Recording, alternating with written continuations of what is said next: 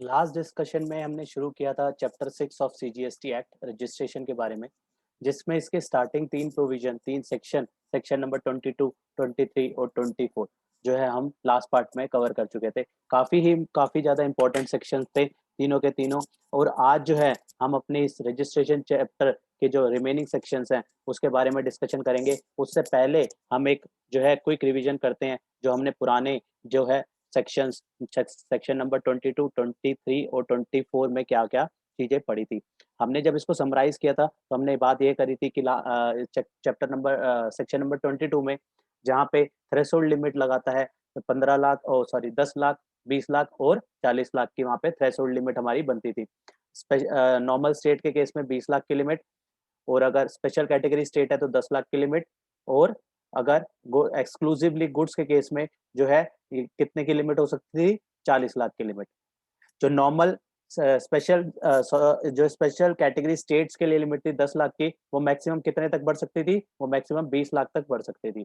और स्टेट की जो लिमिट थी 20 लाख की, वो मैक्सिमम कितने तक बढ़ सकती थी, 40 लाख तक बढ़ सकती थी। हमने ये जो है डिस्कशन करी थी सेक्शन नंबर 22 में, जिसमें हमें 3 लिमिट का जो है ध्यान रखना था। और लास्ट में हमने स्टेट वाइज जो है देख ली थी कि कौन से स्टेट में जो है कौन सी लिमिट जो है एप्लीकेबल रहेगी, कैसे-कैसे सर्कमस्टांसेस में। उसके बाद हमने सेक्शन नंबर 23 में आए थे। 23 में हमने वो केसेस देखे थे जहाँ पे रजिस्ट्रेशन की रिक्वायरमेंट बिल्कुल भी नहीं है। कोई भी उसमें रजिस्ट्रेशन की रिक्वायरमेंट नहीं है। जितनी भी टर्नओवर हो, कोई मायने नहीं रखती, उस केस में रजिस्ट्रेशन लेनी ही नहीं है। कौन-कौन से उसमें केसेस थे? उसमें मेनली 3 पार्ट हमने कवर कराए थे, जहाँ पे goods not liable to tax में अगर कोई जो सप्लाई है, वो नॉट लायबल टू टैक्स है, वो उस केस में भी रजिस्ट्रेशन नहीं चाहिए। इसके अलावा वोली एग्जम्प्टेड है, तो भी रजिस्ट्रेशन नहीं चाहिए। इसके अलावा अगर वो एक्सक्लूसिवली एग्रीकल्चरिस्ट है, मतलब एग्रीकल्चरिस्ट है और जो है प्रोड्यूस आउट ऑफ कल्टीवेशन है, तो उस केस में भी जो है उसको रजिस्ट्रेशन नहीं चाहिए। इसके बाद हमने जो है इसका सबसेक्शन 2 में बात करी थी कि गवर्नमेंट जो है on the recommendation of GST council जो है अदर केसेस को भी जो है नोटिफाई कर सकता है। इसके रिगार्डिंग हमने नोटिफिकेशन 5/2017 और 32/2017 में केसेस देखे थे, जहाँ पे अगर एक्सक्लूसिवली सर्विस मेरी आरसीएम में फॉल करती है तो रजिस्ट्रेशन नहीं चाहिए। इसके अलावा कैजुअल टैक्सेबल पर्सन अगर हैंडीक्राफ्ट गुड्स में डील करता है तो रजिस्ट्रेशन नहीं चाहिए। और इसके अलावा inter state supply of services के केस में भी जो है मैंडेटरी रजिस्ट्रेशन नहीं, मतलब नहीं है। और वहाँ पे अगर लेकिन 22 में जो क्राइटेरिया है, अगर जो लिमिट है उसमें पहुँच जाएगा तो वहाँ पे रजिस्ट्रेशन चाहिए होगा। ये हमने सारी बातें करी थी सेक्शन नंबर 23 में। इसके बाद हमने सेक्शन नंबर 24 में कवर किया था कि कौन-कौन से ऐसे केसेस हैं जहाँ पे कंपल्सरी रजिस्ट्रेशन चाहिए from the very starting, from the day 1। अगर आप from the day when you are doing the supply, अगर जो इनमें इस कैटेगरी में जो सप्लाईज आ रही हैं वो सप्लाई उस कैटेगरी की सप्लाई करते हो, तो आपको जो है रजिस्ट्रेशन जो है मैंडेटरी होगा without any condition of the turnover की कंडीशन टर्नओवर कितनी भी हो वो मायने नहीं रखती। चाहे स्टार्टिंग में ही अगर आपने वो सप्लाई दे दी जो इन कंडीशंस में फॉल करती है, तो वहां पे रजिस्ट्रेशन की रिक्वायरमेंट रहेगी। तो उस कौन-कौन से केसेस थे? Inter state taxable supply, casual taxable person taxable supply. उसके बाद अगर आरसीएम में सप्लाई कर रहे हो तो वहाँ पे अगर आरसीएम अगर लायबिलिटी आरसीएम के वजह से आपके ऊपर लायबिलिटी आ रही है, तो उसके लिए रजिस्ट्रेशन चाहिए। उसके बाद 95 की जो ई-कॉमर्स ऑपरेटर थे ओला, उबर वाले, उनको रजिस्ट्रेशन चाहिए थी। एनआरटीपी में जो है नॉन रेजिडेंट टैक्सेबल पर्सन को जो है रजिस्ट्रेशन चाहिए थी। उसके बाद जिसके ऊपर लायबिलिटी आएगी टीडीएस डिडक्ट करने के अंडर सेक्शन 51, उसको जो है रजिस्ट्रेशन चाहिए, मैंडेटरी है उसके लिए रजिस्ट्रेशन। उसके अलावा एजेंट अगर कोई प्रिंसिपल के बिहाफ पे सप्लाई करता है तो उसको भी रजिस्ट्रेशन मैंडेटरी है। इसके बाद हमने इनपुट सर्विस डिस्ट्रीब्यूटर अगर ऑलरेडी रजिस्टर्ड है एज अ सप्लायर, तो भी उसको जो है आईएसडी की अलग से रजिस्ट्रेशन चाहिए। उसके बाद हमने देखा था कौन सा केस था जहाँ पे जो है ई कॉमर्स ऑपरेटर जो है सप्लायर जो है ई कॉमर्स ऑपरेटर के थ्रू जो है अपनी प्रोडक्ट सेल कर रहे हैं, तो वहाँ पे सप्लायर के लिए रजिस्ट्रेशन मैंडेटरी थी। और पॉइंट नंबर 10 में जो है ई कॉमर्स ऑपरेटर के लिए, जहाँ पे हमने फ्लिपकार्ट और अमेज़न का एग्जांपल लिया था, तो उनके लिए भी जो है रजिस्ट्रेशन मैंडेटरी थी। इसके बाद पॉइंट नंबर 11 में हमने बात करी थी ओआईडीएआर सर्विसेज के केस में। ओआईडीएआर के लिए भी जो है वो अगर ऐसे रेसिपिएंट को सप्लाई करता है जो कि अनरजिस्टर्ड है, उस केस में ओआईडीएआर को जो है इंडिया हमें रजिस्ट्रेशन लेनी होगी। उसके अलावा 12th पॉइंट में हमने डिस्कस किया कि इसके अलावा भी कोई और ग्राउंड्स भी हो सकते हैं जो गवर्नमेंट नोटिफाई करेगी, तो उस केसेस में भी जो है रजिस्ट्रेशन मैंडेटरी हो जाएगी। लास्ट में हमने ई कॉमर्स के डिफरेंट डिफरेंट सिचुएशंस को कवर किया था। ये सारी डिस्कशन हमने लास्ट पार्ट में जो है सम अप करी थी। आज जो हमें चर्चा शुरू करनी है वो सेक्शन नंबर 25 से शुरू करनी है। सेक्शन नंबर 25 से सेक्शन नंबर 30 तक हमारा पार्ट जो है इस चैप्टर का रहता है। तो वन बाय वन हम जो रिमेनिंग पार्ट है इसका, इस चैप्टर का, चैप्टर नंबर रजिस्ट्रेशन का, इसको वन बाय वन हम कवर करके चलेंगे। बहुत ही इंपॉर्टेंट हमारी डिस्कशन चलेगी। अभी तक हमने हमने जो बातें करी थी वहां पे हमने 3 सिचुएशन देखी कि क्या लिमिट है, वो सेक्शन 22 में देखी। किस केसेस में रजिस्ट्रेशन नहीं चाहिए, वो सेक्शन 23 में देखी। और कब पहले से ही रजिस्ट्रेशन चाहिए, वो कौन-कौन से सर्कमस्टांसेस में पहले से ही रजिस्ट्रेशन चाहिए, वो हमने सेक्शन 24 में देखी। अब हमें रजिस्ट्रेशन अगर चाहिए तो हमारा क्या क्या हमें टाइम अलॉट होगा और किस तरीके से हमें चलना होगा, तो वो सारी बातें अब आगे के अपकमिंग सेक्शंस में हम बात करेंगे। तो इसमें सेक्शन नंबर 25, सेक्शन नंबर 25 जो कि बात करता है प्रोसीजर फॉर रजिस्ट्रेशन। अब हमारे लिए रजिस्ट्रेशन मैंडेटरी है, हम लाइबल टू रजिस्ट्रेशन है, तो अब हमें किस प्रोसीजर को फॉलो करना है, किस तरीके को फॉलो करना है कि हमें जो है किस तरीके से अपनी रजिस्ट्रेशन करानी होगी। तो इसका सबसेक्शन 1 कहता है एवरी पर्सन। यहाँ पे पर्सन क्यों कह रहा है, क्योंकि वहां पे जो अभी जो स्टेटस है उस पर्सन का, वो लाइबल टू बी रजिस्टर्ड है, लेकिन अभी वो रजिस्टर्ड नहीं हुआ, इसलिए वो रजिस्टर्ड पर्सन निकल आएगा। अभी वो खाली पर्सन है, पर्सन वो is liable to be registered.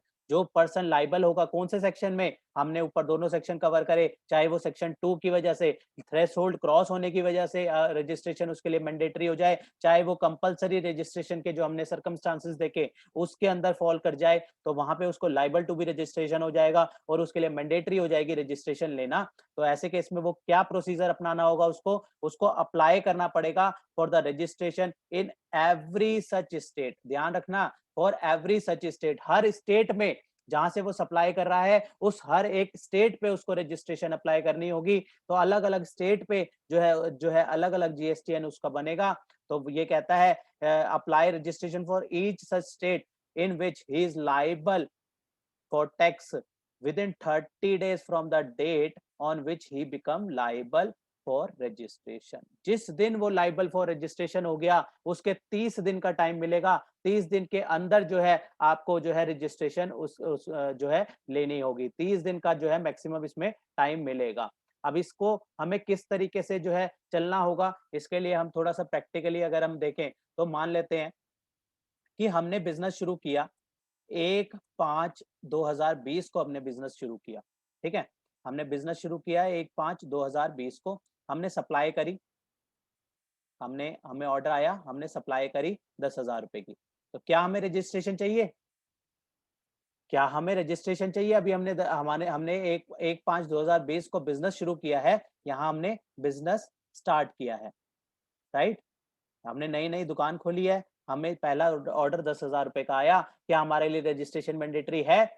नहीं है। इसमें डिपेंड करेगा कि यह जो हमारी सप्लाई है ये कहीं 24 में फॉल तो नहीं कर रही। अगर ये मान लो हम दिल्ली में बैठे हैं और 1/5/2020 को हमने दिल्ली में जो है बिजनेस शुरू किया है, और मान लेते हैं हमें कोई जो हमारे को कस्टमर जो मिल आया, जो हमारी जो सप्लाई हुई वो बाहर हुई, वो हरियाणा में हुई, तो हम सेक्शन 24 में फॉल कर जाएंगे। और सेक्शन 24 के क्या था, फर्स्ट वाले क्लॉज में क्या था, वहां पे यही था कि इंटर स्टेट सप्लाई के केस में कंपलसरी रजिस्ट्रेशन लेनी पड़ती है, तो वहां पे हमें स्टार्टिंग से लेनी पड़ेगी। लेकिन अगर हम मान लेते हैं दिल्ली में बैठे हैं और दिल्ली में ही हमने दुकान खोली, यहाँ पे हमने बिजनेस स्टार्ट किया, हमने यहाँ पे जो है ये हमारी शॉप खुल गई, हमारी जो यहाँ पे शॉप खुली, तो यहाँ पे कस्टमर आते गए और माल ले जाते गए, क्या हमारे को रजिस्ट्रेशन की जरूरत है?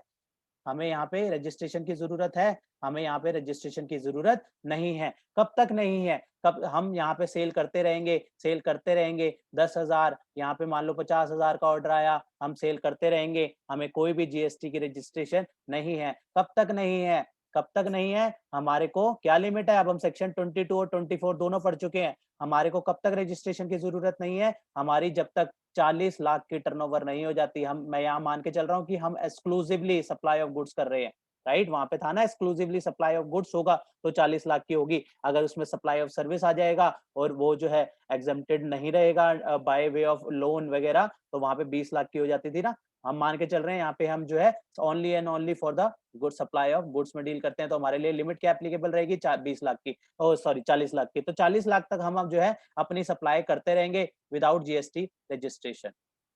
ठीक है, हम सप्लाई करते गए करते गए करते गए करते गए, मान लेते हैं यहाँ पे हमारे को यहाँ पे डेट मान लेते हैं कि 20/11/2020 तक जो हमने जो सप्लाई करी, हमारी जो है सेल कितनी हो गई, 40 लाख रुपए की हमारी सेल हो गई। हमारे को इतने महीनों में हमारी 40 लाख की, यहाँ यहाँ से यहाँ तक में 40 लाख की सेल हो गई। अब हमारे को क्या कराना है, अब हमारे लिए क्या हो गया, अब हमारे लिए जीएसटी लेना मैंडेटरी हो गया। एज पर सेक्शन, सेक्शन क्या है, सेक्शन 22 के तहत हमारे लिए मैंडेटरी हो जाएगा, राइट। सेक्शन 22 के तहत हमारी लिमिट, थ्रेशोल्ड लिमिट क्रॉस हो गई। अब हमें यहाँ पे रजिस्ट्रेशन जो है, यहाँ पे इस डेट पे हमारे लिए मैंडेटरी हो गया रजिस्ट्रेशन लेना। अब हमें प्रोविजन नंबर सेक्शन 25, जो हमने सेक्शन 25 पढ़ा, वो कहता है कि आप जिस दिन लाइबल फॉर रजिस्ट्रेशन हो जाओगे उसके 30 दिन के अंदर जो है आपको रजिस्ट्रेशन लेना है। 30 दिन के अंदर, कितने दिन का टाइम मिला हमें, 30 डेज का हमें जो है टाइम मिला। 30 डेज हमारे कितने बन गए यहाँ, 20/12/2020 तक जो है हमें अप्लाई करना है फॉर द रजिस्ट्रेशन। हमें 30 दिन का जो है यहाँ पे टाइम दिया गया। अब इसमें ध्यान रखने वाली बात है, क्या ये 30 दिन तक हम सप्लाई ही नहीं करेंगे? मैं ऐसा क्यों कह रहा हूं, अब देखो हमारी रेगुलर सप्लाई हो रही थी, 40 लाख पे सप्लाई रुक गई, ठीक है। अब हमारे लिए जीएसटी नंबर लेना जरूरी है। हमारे हमने जो दुकान खरीदी, कोई दुकान पे कोई कस्टमर आया, कस्टमर कहता है कि भैया माल दो, ठीक है, उसको हमें माल देना है, उसको हम कहेंगे भैया अभी रुक जा, अभी हमने जो है अभी हमने हमारी 40 लाख क्रॉस हो गई है, हमारे को जीएसटी मैंडेटरी है एज पर 22, हम पहले जीएसटीएन लेंगे फिर आपको माल देंगे। क्या वो रुका रहेगा कस्टमर? वो रुका नहीं रहेगा, वो तो कहीं और चला जाएगा, उसको तो माल चाहिए। तो ऐसे केस में क्या आप सप्लाई करते रहोगे? बिल्कुल, आप सप्लाई करते रहोगे। आप इस 30 दिन की ड्यूरेशन में भी सप्लाई करते रहोगे। क्या आप जीएसटी लगाओगे? क्या आप 40 लाख के बाद जीएसटी लगाना जरूरी था? जीएसटी रजिस्ट्रेशन लेना जरूरी है, ठीक है। अब आपने रजिस्ट्रेशन अप्लाई कर दी, लेकिन रजिस्ट्रेशन आने में टाइम लगेगा, रजिस्ट्रेशन जीएसटीएन नंबर आने में टाइम लगेगा। क्या तब तक सप्लाई ना करें? तब तक भी सप्लाई करेंगे। अब ठीक है, सप्लाई तो करेंगे, गवर्नमेंट ये तो कहती नहीं अब उतने दिन तक जब तक नंबर आएगा नहीं तब तक आप सेल ना करो, सेल तो करोगे आप। तो क्या उस सेल में आप जीएसटी इंपोज करोगे? जीएसटी कैसे इंपोज करोगे, जीएसटी नंबर तो अभी आया ही नहीं है। तो ऐसे केसेस में जो है, इतने जब तक आपका जीएसटीएन नहीं आएगा तब तक आप जो सेल करोगे वो जो है आप नॉर्मल सेल करोगे, और इसके बाद जब आपका जीएसटीएन आ जाएगा तो उसके बाद दोबारा से आपको इस ड्यूरेशन में जो आपने सेल करी होगी उसके जो है अलग से दोबारा से जो है सप्लीमेंट्री इनवॉइस जो है इशू करना होगा इसके रिगार्डिंग जो है। क्योंकि अभी जो आपने इस ड्यूरेशन में जो इनवॉइस रेज करे होंगे वो विदाउट जीएसटी करे होंगे, लेकिन you are liable for GST. आपके आप जो है रजिस्ट्रेशन के लिए लाइबल हो, और उस ट्रांजेक्शन इस दिन के बाद 20 नवंबर 2020 के जो बाद की जो ट्रांजेक्शन है उसके ऊपर जीएसटी लगना चाहिए। लेकिन आपके पास जीएसटी नंबर नहीं था उस टाइम पे, लेकिन आपने जो सप्लाई करी उसके बाद में जब आपके पास जीएसटी नंबर आ जाएगा, आप जो है सप्लीमेंट्री इनवॉइस जो है इशू करोगे उस उन इनवॉइसेस की जगह जो आपने जो है इस ड्यूरेशन में इशू करी है। मान लो इस ड्यूरेशन में जो है आपने जब तक आपने रजिस्ट्रेशन के लिए अप्लाई किया और रजिस्ट्रेशन आई, उस ड्यूरेशन में आपने जो सप्लाईज करी, इसका मान लेते हैं मैं इसकी वैल्यू 1 लाख रुपए की आपने इस ड्यूरेशन में सप्लाई कर दी, तो 1 लाख रुपए के आपने जो इस टाइम पे इनवॉइस बनाए होंगे, क्या उस पे जीएसटी लगाया होगा? इस पे आपने, आपके पास तो जीएसटी नंबर ही नहीं था, आपने जीएसटी जो है नहीं लगाया होगा। आप क्या करोगे, जीएसटीएन नंबर आने के बाद सप्लीमेंट्री इनवॉइस जो है इशू करोगे इस 1 लाख का उन सारे रेसिपिएंट को जिनको आपने सप्लाई करी थी, और उसमें जो है जीएसटी चार्ज करोगे। जब हम अभी अगले चैप्टर इनवॉइसिंग के बारे में पढ़ेंगे, वहां पे हम इसके बारे में डिस्कशन दोबारा से करेंगे कि जो ऐसे केसेस में हमें जो है इनवॉइसिंग किस तरीके से रेज करनी है, वहां पे हम इनवॉइसिंग की बात करेंगे। यहाँ पे जो हमने मेनली कंसर्न करना है, यहाँ पे जो है रजिस्ट्रेशन के बारे में बात है कि हमारी को जो 30 दिन के, जब हम लाइबल फॉर रजिस्ट्रेशन होंगे उसके बाद 30 दिन का हमें टाइम मिलेगा, उस 30 दिन के अंदर जो है हमें जो है अपनी रजिस्ट्रेशन के लिए अप्लाई करना है। लेकिन हम जो है सप्लाई करते रहेंगे। गवर्नमेंट ऐसा नहीं कहती कि जब तक आपके पास नंबर नहीं है आप जो है सप्लाई, आप जो है अपनी सप्लाई रोको, सप्लाई बिल्कुल चलती रहेगी, लेकिन उसमें जो प्रोविजन रहेंगे वो उसके बाद इस तरीके से जो है रहेंगे, जो मैंने अभी आपके साथ डिस्कशन करी। तो दोबारा चलते हैं सेक्शन में। सेक्शन किस तरीके से इसको कवर करता है, तो वो कहता है every person liable to registration, चाहे वो रजिस्ट्रेशन के लिए लाइबल हो अंडर सेक्शन 24, चाहे वो रजिस्ट्रेशन के लिए लाइबल हो अंडर सेक्शन 25, उसको जो है अप्लाई करना होगा रजिस्ट्रेशन के लिए। वो एवरी स्टेट, जितने स्टेट से वो सप्लाई कर रहा है, वहां पे सब स्टेट्स पे जो है उसको रजिस्ट्रेशन लेनी होगी। कितने दिन के अंदर? 30 दिन के अंदर। कितना टाइम मिल रहा है? Within 30 days from the date on which he is liable for registration. हमारे एग्जांपल में क्या डेट निकल के आई थी? 20/11/2020 जो है वो लाइबल हो गया था रजिस्ट्रेशन के लिए। तो 30 दिन जो है कट जो है टाइम मिलेगा हमें 20 नवंबर 2020 से फॉर रजिस्ट्रेशन। राइट, समझ आ गया है प्रोविजन। इसके बाद कहता है प्रोवाइडेड दैट एक्सेप्शन। पहली एक्सेप्शन क्या कहती है इसकी? तो कहती है लेकिन अगर आपने कैजुअल, अगर आप जो रजिस्टर हो रहे हो, आप कैजुअल टैक्सेबल पर्सन हो या आप NRTP non resident taxable person हो, तो उस केस में आपको जो रजिस्ट्रेशन लेनी है वो कितने दिन में लेनी है? At least 5 days prior to the commencement of business. कम से कम 5 दिन पहले जो है आपको रजिस्ट्रेशन लेनी होगी। कैजुअल टैक्सेबल पर्सन या नॉन रेजिडेंट टैक्सेबल पर्सन, दोनों की डेफिनेशन हम पढ़ चुके हैं। तो अगर आप रजिस्ट्रेशन ले रहे हो एज कैजुअल टैक्सेबल पर्सन, हमने क्या एग्जांपल लिए थे कि एक दिल्ली से आया, एक हरियाणा से पर्सन आया जिसने दिल्ली में प्रगति मैदान में एग्जीबिशन लगानी है, तो वो क्या करेगा? अपनी कैजुअल टैक्सेबल पर्सन के पॉइंट ऑफ व्यू से रजिस्ट्रेशन लेगा in the capacity of casual taxable person, और वो जो है वहां पे दिल्ली में आके अपना स्टॉल लगा के जो है सप्लाई कर सकता है। ऐसे ही नॉन रेजिडेंट टैक्सेबल पर्सन के लिए हमने देखा था कि कोई फॉरेनर जो है इंडिया में आके अपनी सप्लाई कर सकता है, तो उसको कौन सी रजिस्ट्रेशन लेनी होगी? नॉन रेजिडेंट टैक्सेबल पर्सन वाली रजिस्ट्रेशन उसको लेनी होगी।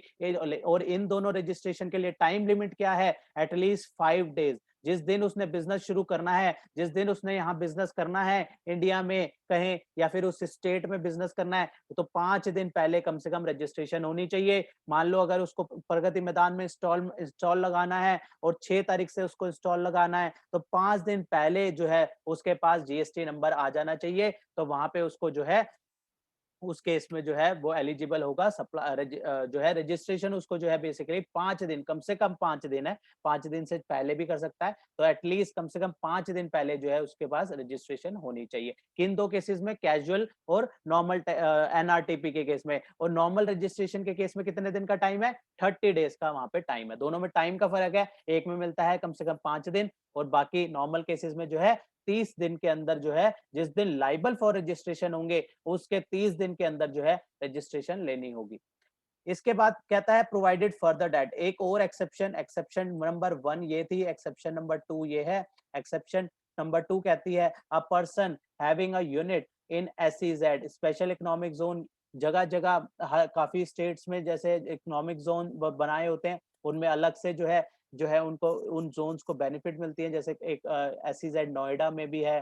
तो ऐसे केसेस में अगर आपकी यूनिट एसईजेड यूनिट में है, तो उस केस में आपकी मान लो 2 यूनिट है, एक यूपी में आगरा में है, एक यूपी में एसईजेड में है, नोएडा एसईजेड में है। तो ऐसे केसेस में अगर आपकी एसईजेड में रजिस्ट्रेशन है, क्योंकि एक स्टेट पे एक रजिस्ट्रेशन तो मैंडेटरी है। आपके अगर दूसरे स्टेट पे बिजनेस कर रहे हो तो सेपरेट रजिस्ट्रेशन चाहिए होगी, क्योंकि यहाँ पे लिखा था ना, यहाँ पे पहले प्रोविजन में क्या लिखा था? In every such state, her state में जहां सप्लाई कर रहे हो आपको वहां पे रजिस्ट्रेशन जो है मैंडेटरी है। तो इसलिए यहाँ पे जो है, लेकिन अगर आप जो हमने अभी हमने आवाज म्यूट हो गया।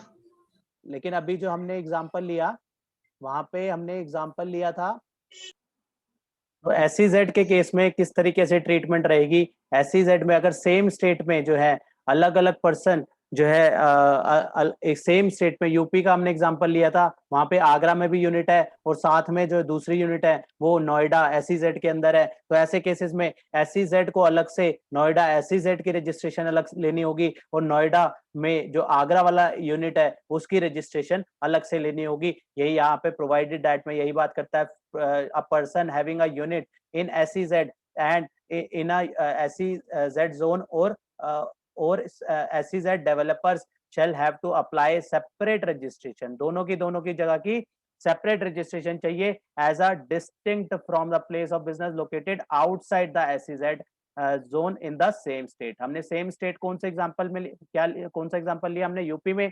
यूपी के अंदर ही SEZ के लिए अलग रजिस्ट्रेशन लेनी होगी और जो दूसरे उसी स्टेट के अंदर जो दूसरी जगह यूनिट है उसकी अलग से जो है रजिस्ट्रेशन लेनी होगी। यही बात यहाँ पे अलग से लिख भी दी गई है, 1 unit in SEZ Noida and 1 unit in Ghaziabad need different registration. एक सेम स्टेट के अंदर ही दो जो है डिफरेंट रजिस्ट्रेशन हो जाएगी। इसके बाद एक्सप्लेनेशन पार्ट कहता है कि एक्सप्लेनेशन एवरी पर्सन, कहता है every person who makes supply from the territorial water of India shall obtain a coastal state or union territory where the nearest point of the appropriate baseline is located। इसको हम जो है India के जो हमने इसकी डेफिनेशन पढ़ी थी उसके पॉइंट ऑफ व्यू से समझते हैं कि ये क्या कहना चाह रहा है कि अगर हम इंडिया की बात करें, ये हमारा मान लेते हैं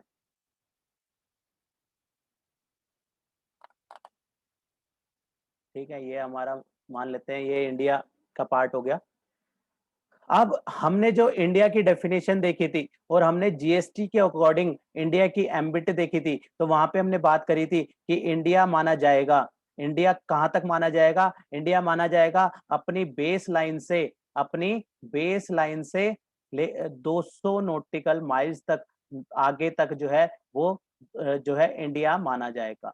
क्या माना, कितना माना जाएगा, बेस लाइन से, जो इंडिया की बेस लाइन है उससे 200 नॉटिकल माइल्स आगे तक जो है इंडिया ही माना जाएगा। तो इस ये हमारी जो बेस लाइन बनी, तो इसका कहां तक इंडिया देखेंगे हम, इसके 200 नॉटिकल माइल्स तक जो है हम इंडिया ही मानेंगे। अगर किसी ने यहाँ पे मान लेते हैं यहाँ पे वो पानी में, यहाँ पे बेस लाइन से आगे क्या होगा, समुंदर होगा, बेस लाइन के बाद आगे क्या होगा, समुंदर होगा। अब किसी ने अपनी ऑयल रिफाइनरी लगाई, किसी ने, रिलायंस ने मान लेते हैं अपनी ऑयल रिफाइनरी लगाई, ठीक है, यहाँ पे पानी में, ठीक है। अब वो कहीं ना कहीं, अब वो उसके ऊपर भी, वो भी इंडिया का पार्ट हो गई, इंडिया में ही आ गई। अब इंडिया में आ गई, ठीक है, सप्लाई वो भी करेगी, ऑयल रिफाइनरी बन गई, ऑयल रिफाइनरी भी सप्लाई करेगी, तो जीएसटी लगाना बनता है उसका, ठीक है। अब वो जीएसटी लगाने के लिए जीएसटी रजिस्ट्रेशन लेनी होगी। अब वो कौन से स्टेट पे रजिस्ट्रेशन ले, तो वो कहता है कि यहाँ पे ऐसे केसेस में अगर आप बेस लाइन पे हो और आप इंडिया का पार्ट जो है माना माना जा रहे हो, मतलब 200 नॉटिकल माइल्स तक हो तो इंडिया में आप माने जाओगे, तो वहां पे आपको कौन सा स्टेट पे रजिस्ट्रेशन लेनी है, जो भी नियरेस्ट स्टेट है, मान लेते हैं यहाँ कोई स्टेट पड़ रहा है, तो वहां पे जो भी नियरेस्ट स्टेट पड़ेगा, जो इस बेस लाइन से नियरेस्ट स्टेट है, उस स्टेट पे जो है आपको रजिस्ट्रेशन लेनी होगी। ये बात बताता है यहाँ पे पॉइंट, इसका जो प्रोवाइडेड दैट जो अभी हम पढ़ रहे थे उसमें यही बात बता रहा है कि एवरी रजिस्टर्ड पर्सन वो make supply from the territorial water. अभी हमने जो एग्जांपल लिया वहां पे उसने ऑयल रिफाइनरी लगाई टेरिटोरियल वाटर में और वहां से वो अपनी सप्लाई दे रहा है, तो उसको भी रजिस्ट्रेशन जो लेनी है वो रजिस्ट्रेशन कहाँ लेगा,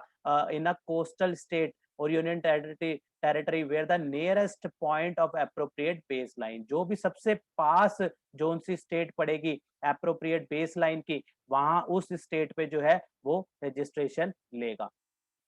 इसके बाद कहता है, इस सेक्शन का सबसेक्शन 2 बात करता है कि a person seeking registration under this act shell be granted a single registration in a state. Normal capacity में क्या रहेगा, स्टेट के अंदर या यूनियन टेरिटरी जो भी कह लो, चाहे वो स्टेट बन रही हो चाहे वो यूनियन टेरिटरी हो, तो ऐसे केस में सिंगल स्टेट पे सिंगल रजिस्ट्रेशन की ही जरूरत है। लेकिन हमने ऊपर जो बात करी, हमने जो एक्सेप्शन देखी क्या थी, अगर एसईजेड है तो एसईजेड के केस में एसईजेड अलग से अगर वो सेम स्टेट के अंदर वो दूसरी यूनिट है तो एसईजेड की तो अलग रजिस्ट्रेशन रहेगी और उस दूसरी यूनिट की जो है अलग से रजिस्ट्रेशन रहेगी। अदरवाइज मान लेते हैं कोई एसईजेड नहीं है, किसी यूनिट का दिल्ली में ही 2 प्लांट है, एक एक बुराड़ी में है और एक मान लो कीर्ति नगर में है, तो ऐसे केस में उसके जो है एक कीर्ति नगर की और बुराड़ी की दोनों एक ही जीएसटी नंबर पे जो है रजिस्ट्रेशन जो है वो चला सकता है अपना। वहां पे क्या करेगा वो अपना हेड ऑफिस और एडिशनल प्लेस ऑफ बिजनेस जो है दोनों के दोनों जो है सेम रजिस्ट्रेशन में जो है वो डाल सकते हैं। तो दोनों साइड से जो है दोनों यूनिट से जो है सप्लाई भी कर सकते हैं। इसमें प्रोवाइडेड दैट कहता है, provided that where a person have a multiple place of business in a state, एक ही स्टेट के अंदर मल्टीपल प्लेस ऑफ बिजनेस है, मे ग्रांट, यहाँ पे वर्ड क्या यूज किया गया है, may grant separate registration for each such place of business subject to conditions. ऐसे में क्या होता है कि अगर आपके डिफरेंट वर्टिकल्स हैं तो आपके पास ऑप्शन दिया गया है कि आप सेम स्टेट में भी हो, वहां पे देखो मेन प्रोवाइजो क्या कह रहा था, मेन सेक्शन क्या कह रहा था, सेक्शन 25 सबसेक्शन 2 क्या कह रहा था कि आपको सेम स्टेट में एक ही रजिस्ट्रेशन लेनी है, एक स्टेट में एक ही रजिस्ट्रेशन लेनी है। लेकिन अगर आपका जो है डिफरेंट वर्टिकल है, जो अभी हमने जैसे एग्जांपल लिया था, एक एक उसकी मान लो यूनिट जो है बवाना में है, एक दूसरी यूनिट जो है मान लो उसकी जो है कहीं और मान लो मोती नगर में है, तो ऐसे केस में वो जो है एक यूनिट में वो शूज बनाता है, दूसरी यूनिट में वो क्लॉथ बनाता है, तो ऐसे केस में जो है वो शूज वाली यूनिट उसकी जो मोती नगर में है उसके लिए वो अलग रजिस्ट्रेशन ले सकता है, और जो क्लॉथ वाली उसकी यूनिट जो है बवाना में है उसके लिए वो अलग रजिस्ट्रेशन भी ले सकता है। लेकिन दोनों दोनों जो है बिजनेस वर्टिकल डिफरेंट डिफरेंट होने चाहिए, यही बात यहाँ पे लिखी गई है, सब्जेक्ट टू सच कंडीशंस। तो ऐसी इस तरीके की जो है कंडीशन इंपोज करी गई है कि अगर आपके डिफरेंट डिफरेंट बिजनेस वर्टिकल्स हैं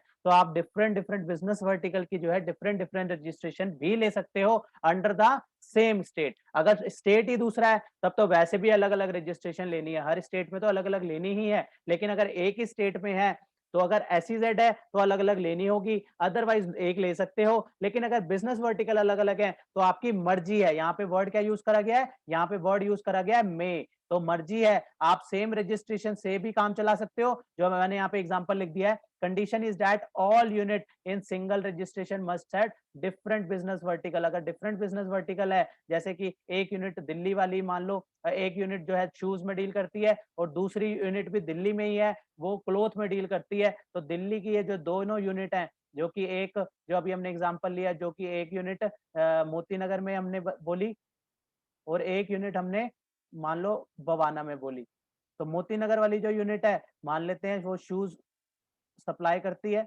और जो बवाना वाली यूनिट है ये मान लो ये क्लोथ सप्लाई करती है। तो ऐसे केसेस में ये दोनों के लिए आपके पास ऑप्शन है, आप सिंगल रजिस्ट्रेशन भी ले सकते हो और अलग अलग रजिस्ट्रेशन भी ले सकते हो। यहाँ पे मे वर्ड का यूज करा गया है, मर्जी है उस एसएससी की जो एक ही सेम यूनिट में दो दो अपने अलग अलग वर्टिकल पे काम कर रहा है, उसकी मर्जी है, आप एक ही जीएसटीएन में अपना शूज का भी डाल सकते हो और क्लोथ का भी डाल सकते हो, दोनों की सप्लाई कर सकते हो। और अगर अपनी कन्वीनियंस के लिए आप अलग अलग जीएसटीएन नंबर दोनों का लेना चाहते हो, शूज के लिए और क्लोथ के लिए, तो दोनों अलग अलग भी ले सकते हो। ये जो है कहता है सेक्शन 25 सबसेक्शन 2, राइट। इसके बाद अगला सबसेक्शन सेक्शन 25 सबसेक्शन 3 क्या बात करता है, इसका रेफरेंस हमने पहले भी लिया था, अभी जैसे ही हम पढ़ते हैं तो वहां से हमारे को रेफर हो जाना चाहिए। लास्ट डिस्कशन में हमने इसके रिगार्डिंग भी बात करी थी। A person who is not liable to be registered under section 22 और सेक्शन 24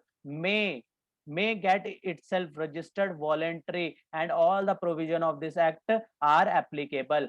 इसमें वो कहता है कि अगर आपकी जो थ्रेशोल्ड, अगर आप लाइबल हो, चाहे वो सेक्शन 22 के तहत लाइबल हो चाहे सेक्शन 24 के तहत लाइबल हो, हमने दो दो सेक्शन पढ़े थे ना कल, 22 और 24, चाहे आप 22 के की वजह से लाइबल हो रहे हो, थ्रेशोल्ड आपकी क्रॉस हो गई तो आपको रजिस्ट्रेशन लेना मैंडेटरी है, इस वजह से आप रजिस्ट्रेशन ले रहे हो, या फिर आपने कोई ऐसी सप्लाई करनी है जो कि आपकी सेक्शन 24 में कवर होती है, चाहे वो इंटर स्टेट हो, चाहे आपकी कैजुअल टैक्सेबल पर्सन हो, एनआरटीपी हो, ई कॉमर्स ऑपरेटर के थ्रू हो, कोई भी आपकी 24 में फॉल करती है, तो दोनों केसेस में क्या करना है कि वहां पे रजिस्ट्रेशन मैंडेटरी है। लेकिन मान लो आपकी थ्रेशोल्ड भी क्रॉस नहीं करती और आप सेम जो है आपका सेम स्टेट पे, मतलब मान लो 24 की कंडीशन भी नहीं लग रही और 22 की भी रजिस्ट्रेशन नहीं लग रही, मतलब आपके ऊपर जीएसटी नंबर लेना मैंडेटरी नहीं है, और लेकिन फिर भी आप जो है रजिस्ट्रेशन ले सकते हो। सेक्शन 25 सबसेक्शन 3 आपको अलाउ करता है,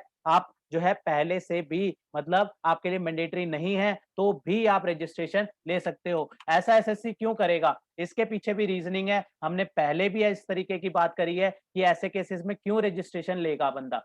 अगर मान लो किसी ने बिज़नेस शुरू किया है, किसी ने बिज़नेस शुरू किया, उसने अपनी फैक्ट्री लगाई, ठीक है? ये उसने अपनी फैक्ट्री लगाई, उसने मान लो स्पिनिंग मिल की फैक्ट्री लगाई, ठीक है? स्पिनिंग मिल की उसने फैक्ट्री लगाई और स्पिनिंग मिल के फैक्ट्री लगाई, उसके उसके प्रोसेस के लिए उसने जो है स्टार्टिंग में ही जो है मशीनरी खरीदी। अब ये मशीनरी उसने मशीनरी ए और मशीनरी बी उसने खरीदी। एक एक मशीनरी इसने जो है 20 लाख रुपए की खरीदी, ये मशीनरी उसने जो है 30 लाख रुपए की खरीदी। इतनी महँगी-महँगी उसने जो है मशीनरी खरीदी स्टार्टिंग में।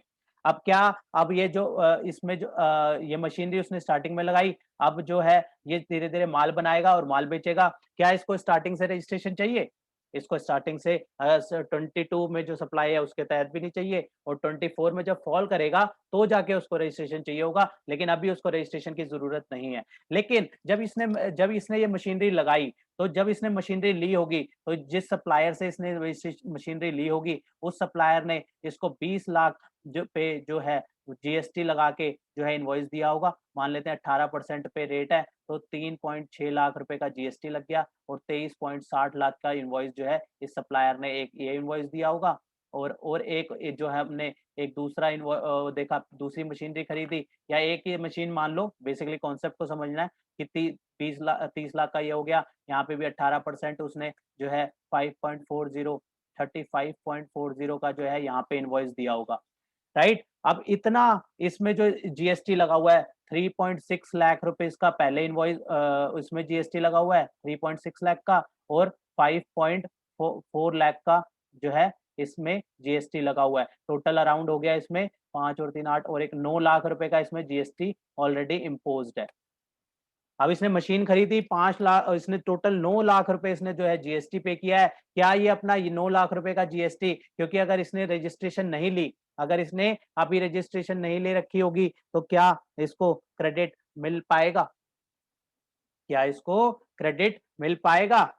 तो ऐसे केसेस में विदाउट टेकिंग एनी रिस्क, इसके लिए अगर इसको लगता है कि कल को मेरी जो सप्लाई है वो 40 लाख 20 लाख जो भी लिमिट फॉल करेगी, वो तो आराम से ही कुछ टाइम में जो है मेरी उतनी सेल अचीव हो जाएगी, फिर तो मेरे लिए मैंडेटरी है ही है जीएसटी नंबर लेना। तो ऐसे केसेस में कि वो उसको 40 लाख तक वो वेट करे और उसके बाद जो है जीएसटी नंबर ले, या हो सकता है उससे पहले ही कोई ऐसा ऑर्डर आ जाए और दूसरे स्टेट से ऑर्डर आ जाए, या वो किसी और वो ई-कॉमर्स ऑपरेटर के थ्रू सेल करने लग जाए, तो उसके लिए वहाँ पे भी मैंडेटरी हो जाएगा। तो कहीं न कहीं जिसने स्पिनिंग मिल लगाई है, इसको पता है कि मेरे मेरे पास आगे कोई ना कोई ऐसे सर्कमस्टेंसेस आने ही हैं, उस टाइम में जब मेरे को जीएसटी नंबर लेना पड़ेगा। तो instead of that time better है कि अभी से अगर मैं जीएसटी नंबर ले लूँगा, तो मेरे को इंस्टेंट ये 9 लाख रुपए का जो जीएसटी लगा है, इसका जो है मुझे आईटीसी मिल जाएगा।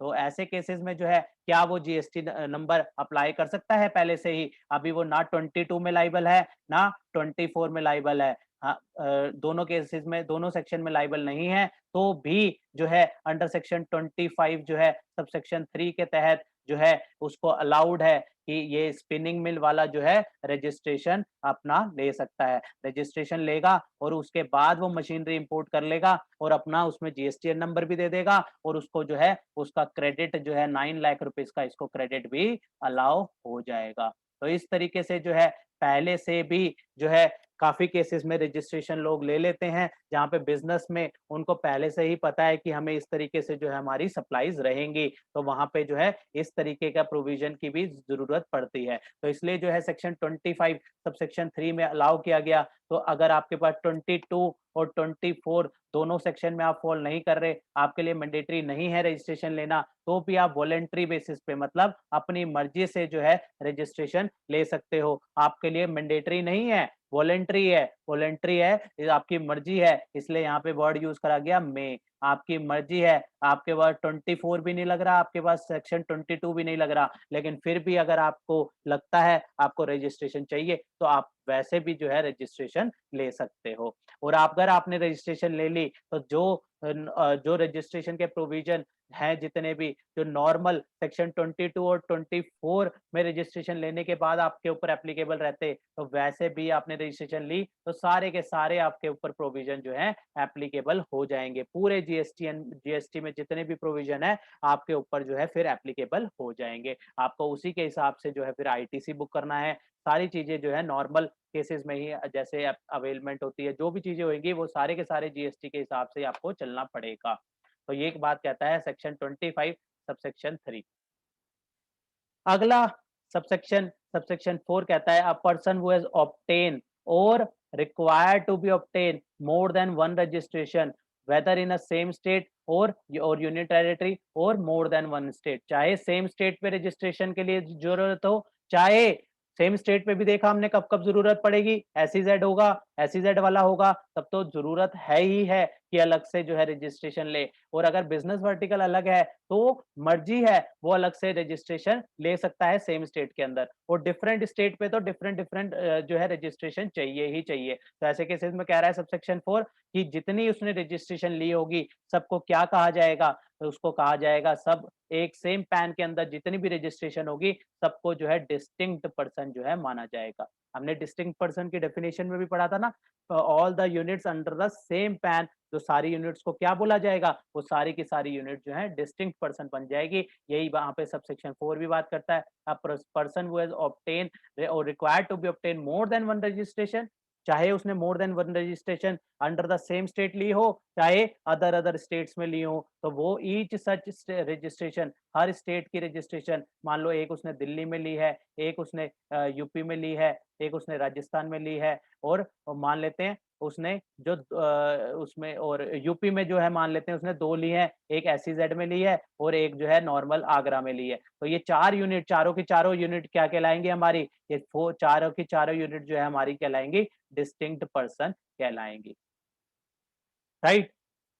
सेक्शन 25 का सबसेक्शन 5 कहता है where a person who has obtain or required to be obtain registration in the state or union territory in respect of establishment has an establishment in another state shall then such establishment shall be treated of as a distinct person for this purpose। इसमें भी वो same बात कह रहा है कि a person who has obtain or required to be obtain registration in the state or union territory in respect of an establishment or has an establishment in another state and then such establishment shall be treated as establishment of the distinct person. तो ये सारी की सारी क्या बनाई जाएंगी, ये भी सेम जो है सिमिलर ही बात कर रहा है।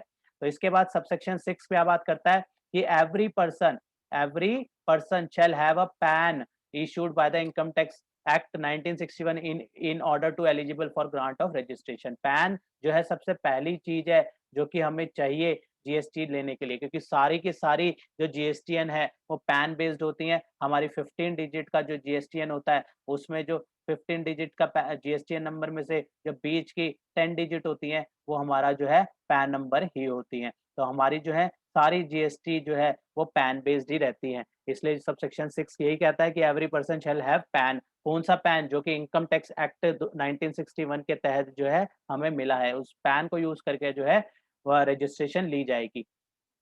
इसके इस पैन में भी एक एक्सेप्शन है कि पैन की जगह आप जो है टैन नंबर और टीडीएस जो है अगर आप रजिस्ट्रेशन ले रहे हो एज अ टैक्स डिडक्टर या फिर एज अ टैक्स कलेक्टर आप रजिस्ट्रेशन ले रहे हो, तो उस केस में आप पैन की जगह जो है टैन का भी इस्तेमाल कर सकते हो। पैन की जगह टैन का भी आप इस्तेमाल कर सकते हो। वहां पे पैन की रिक्वायरमेंट, क्योंकि हमने सेक्शन जब 51 और 52 पढ़ेंगे तो वहां पे हमें एज अ टीडीएस जो है एज टैक्स डिडक्टर जो है अपने आप को रजिस्टर्ड करना पड़ेगा। और जब हम एज अ टीसीएस हमें टैक्स कलेक्ट करना होगा अंडर सेक्शन 52, वहां पे हमें रजिस्ट्रेशन लेनी होगी एज अ टैक्स कलेक्टर। तो दोनों केसेस में जो है टैक्स डिडक्टर और टैक्स कलेक्टर के केसेस में हम पैन की जगह टैन को यूज कर सकते हैं, और उस केस में हमारा जो जीएसटी नंबर हो जाएगा वो पैन की जगह वहां पे 20 में जो आएंगे वहां पे क्या आएगा, वहां पे टैन नंबर आ जाएगा, राइट। तो ये फर्क पड़ जाएगा जस्ट।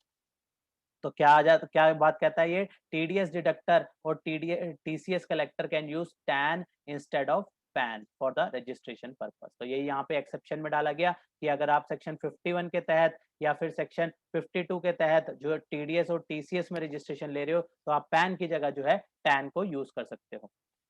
अब इसमें सबसेक्शन 6 के बाद subsection 6A, subsection 6B, subsection 6C और सबसेक्शन 6D, ये चार जो है सबसेक्शन नए इंट्रोड्यूस करे गए। और इन चार सबसेक्शन में बेसिकली एक मैकेनिज्म बनाया गया कि आपको, पहले क्या था, पहले जब हम रजिस्ट्रेशन करते थे तो वहां पे आधार ऑथेंटिकेशन की एक जो है कोई रिक्वायरमेंट नहीं थी, आधार ऑथेंटिकेशन वाला सिस्टम नहीं था। लेकिन बाद में जीएसटी रजिस्ट्रेशन के अंदर जो है आधार ऑथेंटिकेशन के थ्रू जो है जीएसटी की रजिस्ट्रेशन की प्रक्रिया डाल दी गई। तो वहां पे उसके रिगार्डिंग जो है यहाँ पे सबसेक्शन 6A, 6B, 6C और 6D जो है डाले गए, जहाँ पे इंडिविजुअल के केस में तो सीधा सीधा आधार के थ्रू हो जाता है, और डिफरेंट डिफरेंट सिचुएशन के हिसाब से अगर आप कंपनी, एलएलपी, पार्टनरशिप वगैरह के रजिस्ट्रेशन कर रहे हो तो वहां पे भी जो है इस तरीके से ऑथेंटिकेशन के थ्रू जो है वहां पे जो है रजिस्ट्रेशन की प्रक्रिया को में जो है चेंज, बदलाव करा गया है। तो आइए एक झलक इसकी देखते हैं कि किस तरीके से अब जब रजिस्ट्रेशन करते हैं तो सारे फील्ड भरने के बाद लास्ट में वेरिफिकेशन से जस्ट पहले हमारे पास टैब आता है आधार ऑथेंटिकेशन का। उसमें आधार ऑथेंटिकेशन के टैब के थ्रू हम जो है आधार के थ्रू जो है अपनी एप्लीकेशन को ई वेरीफाई करते हैं, और वहां से हमारी एप्लीकेशन जो है प्रोसेस हो जाती है। इसमें आधार ऑथेंटिकेशन के थ्रू अगर हम जब प्रोसेस कराते हैं तो वो प्रोसेस जो है उसका ड्यूरेशन भी काफी कम रखा गया है as compare to normal application. तो क्या क्या बदलाव करे गए हैं इसमें हम 6A में देख लेते हैं। Every registered person while undergo authentication और furnish a proof of possession of Aadhaar number in form and manner within the such time frame as may be prescribed.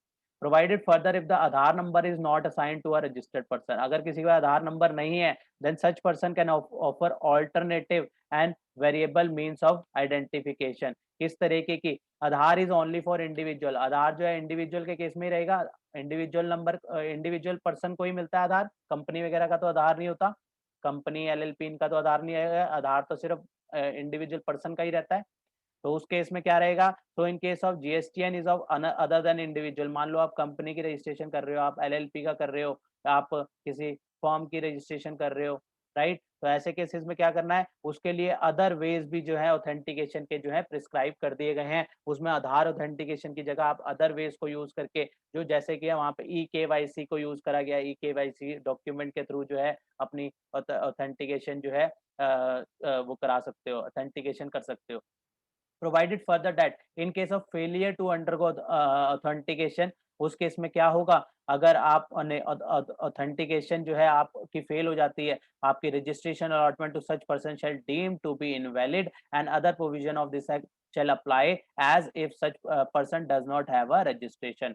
कई जो रजिस्ट्रेशन पहले होती थी उसमें, अब की जो रजिस्ट्रेशन है उसमें तो आधार ऑथेंटिकेशन का टैब भी डाल दिया गया है, वहां पे तो आधार ऑथेंटिकेशन का प्रोसेस यूज करके ही जो है हम जो है रजिस्ट्रेशन कर पाएंगे। लेकिन जो पुरानी रजिस्ट्रेशन थी उसमें क्या करा गया, उसमें भी ऑथेंटिकेशन का ये जो है वे दिया गया है, वहां पे भी जो है हमें ये आधार के थ्रू या फिर ई केवाईसी के थ्रू जो है अपनी रजिस्ट्रेशन को दोबारा से जो है वेरीफाई करना है। अगर हमने वो नहीं करते तो ऐसे में क्या होगा, हमारी जो रजिस्ट्रेशन है वो इनवैलिड मान ली जाएगी। यही बात यहाँ पे प्रोवाइजो में डाल दी गई है, अगर हम ऑथेंटिकेशन नहीं करते तो हमारी जो रजिस्ट्रेशन हमें अलॉट हुई है, वो हमारी जो ऑलरेडी रजिस्ट्रेशन हमें मिली हुई है, वो मान लिया जाएगा कि वो रजिस्ट्रेशन जो है इनवैलिड है। और इनवैलिड रजिस्ट्रेशन है तो क्या होगा, other provision of this act shall apply as if such person does not have a registration, माना जाएगा कि उस पर्सन ने रजिस्ट्रेशन ही नहीं ले रखी, माना जाएगा कि उस पर्सन ने रजिस्ट्रेशन ही नहीं ले रखी। तो इसलिए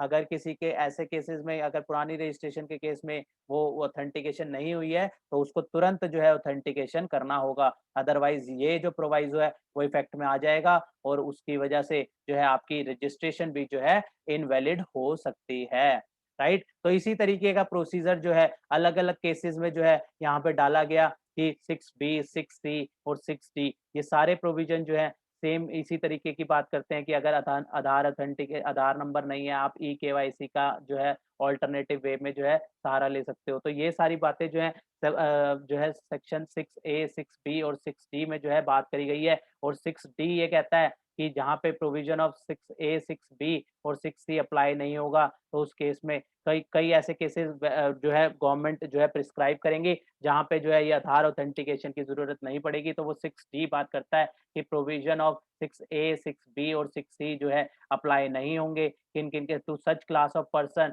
वो जो कि गवर्नमेंट जिसको नोटिफ़ाई करेगी। अगर गवर्नमेंट कोई ऐसी क्लास को नोटिफ़ाई करती है कि जिस केसेस में आधार ऑथेंटिकेशन नहीं चाहिए, तो उनको जो है 6A, 6B और 6C के तहत जो है रजिस्ट्रेशन आधार ऑथेंटिकेशन की ज़रूरत नहीं पड़ेगी। इसके बाद सेक्शन इसी सेक्शन का सबसेक्शन 7 बात करता है, वो कहता है notwithstanding anything contain in subsection 6 non resident taxable person के केस में जो है, क्योंकि हमें ध्यान में रखना है कि नॉन रेजिडेंट टैक्सेबल पर्सन है, तो नॉन रेजिडेंट के केस में उसके पास पैन नंबर नहीं होगा, उसके पास पैन नंबर नहीं होगा, तो वो क्या कर सकता है, उसकी जगह पैन की जगह, पैन और आधार की जगह वो जो है अदर डॉक्यूमेंट को यूज़ कर सकता है। उस केसेस में कैसे किस तरीके से उसकी रजिस्ट्रेशन होगी, उस केसेस में जो है नॉन रेजिडेंट के केस में such other document has been prescribed, और अदर डॉक्यूमेंट को में कौन से होंगे, उसका जो है पासपोर्ट के थ्रू जो है ये उसको पासपोर्ट यूज़ करके जो है वो यूज़ कर सकता है। तो यहाँ पे पॉइंट नंबर 7 में यही बात करी गई, notwithstanding anything contain in 6 में जो किसकी बात करी गई थी, 6 में पैन की बात करी गई थी, और साथ में 6A, 6B, 6C वगैरह में क्या था, वहाँ पे आधार ऑथेंटिकेशन की बात करी गई थी। तो पैन आधार की जगह, तो इसलिए वो 6 को ओवरराइड करता है सबसेक्शन 7, और वो कहता है 6 की जगह नॉन रेजिडेंट टैक्सेबल पर्सन जो है वो जो है रजिस्ट्रेशन ले सकता है by any other document, by such other document. और अदर डॉक्यूमेंट हमारा क्या बनता है, एनआरटीपी के केस में, नॉन रेजिडेंट के केस में पासपोर्ट का यूज करके जो है उसको रजिस्ट्रेशन मिल जाएगी। Such other document as may be prescribed, other document like passport can be use instead of PAN और आधार, पैन आधार की जगह जो है पासपोर्ट के थ्रू जो है उसको जीएसटी रजिस्ट्रेशन मिल जाएगी।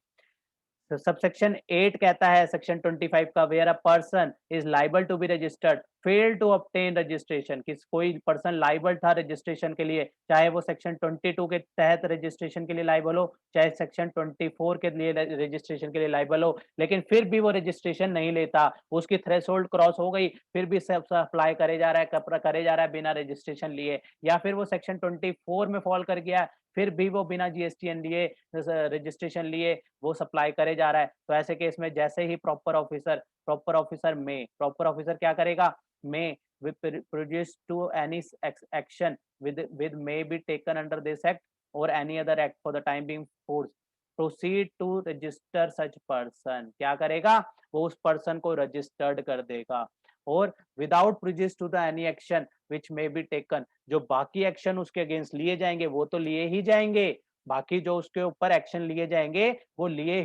तो लिए ही जाएंगे, और साथ में क्या होगा, उस पर्सन को proceed to register such person, proper officer क्या करेगा, उसकी रजिस्ट्रेशन जो है कर देगा, और उस बैक डेट से जब वो लाइबल टू रजिस्टर होगा उसी दिन से ही रजिस्टर वो मान लिया जाएगा, और उसी दिन से उसके ऊपर जीएसटी भी लगाया जाएगा, उसकी सप्लाई पे इंटरेस्ट भी लगाया जाएगा, उस पे पेनल्टीज वगैरह भी लगेगी।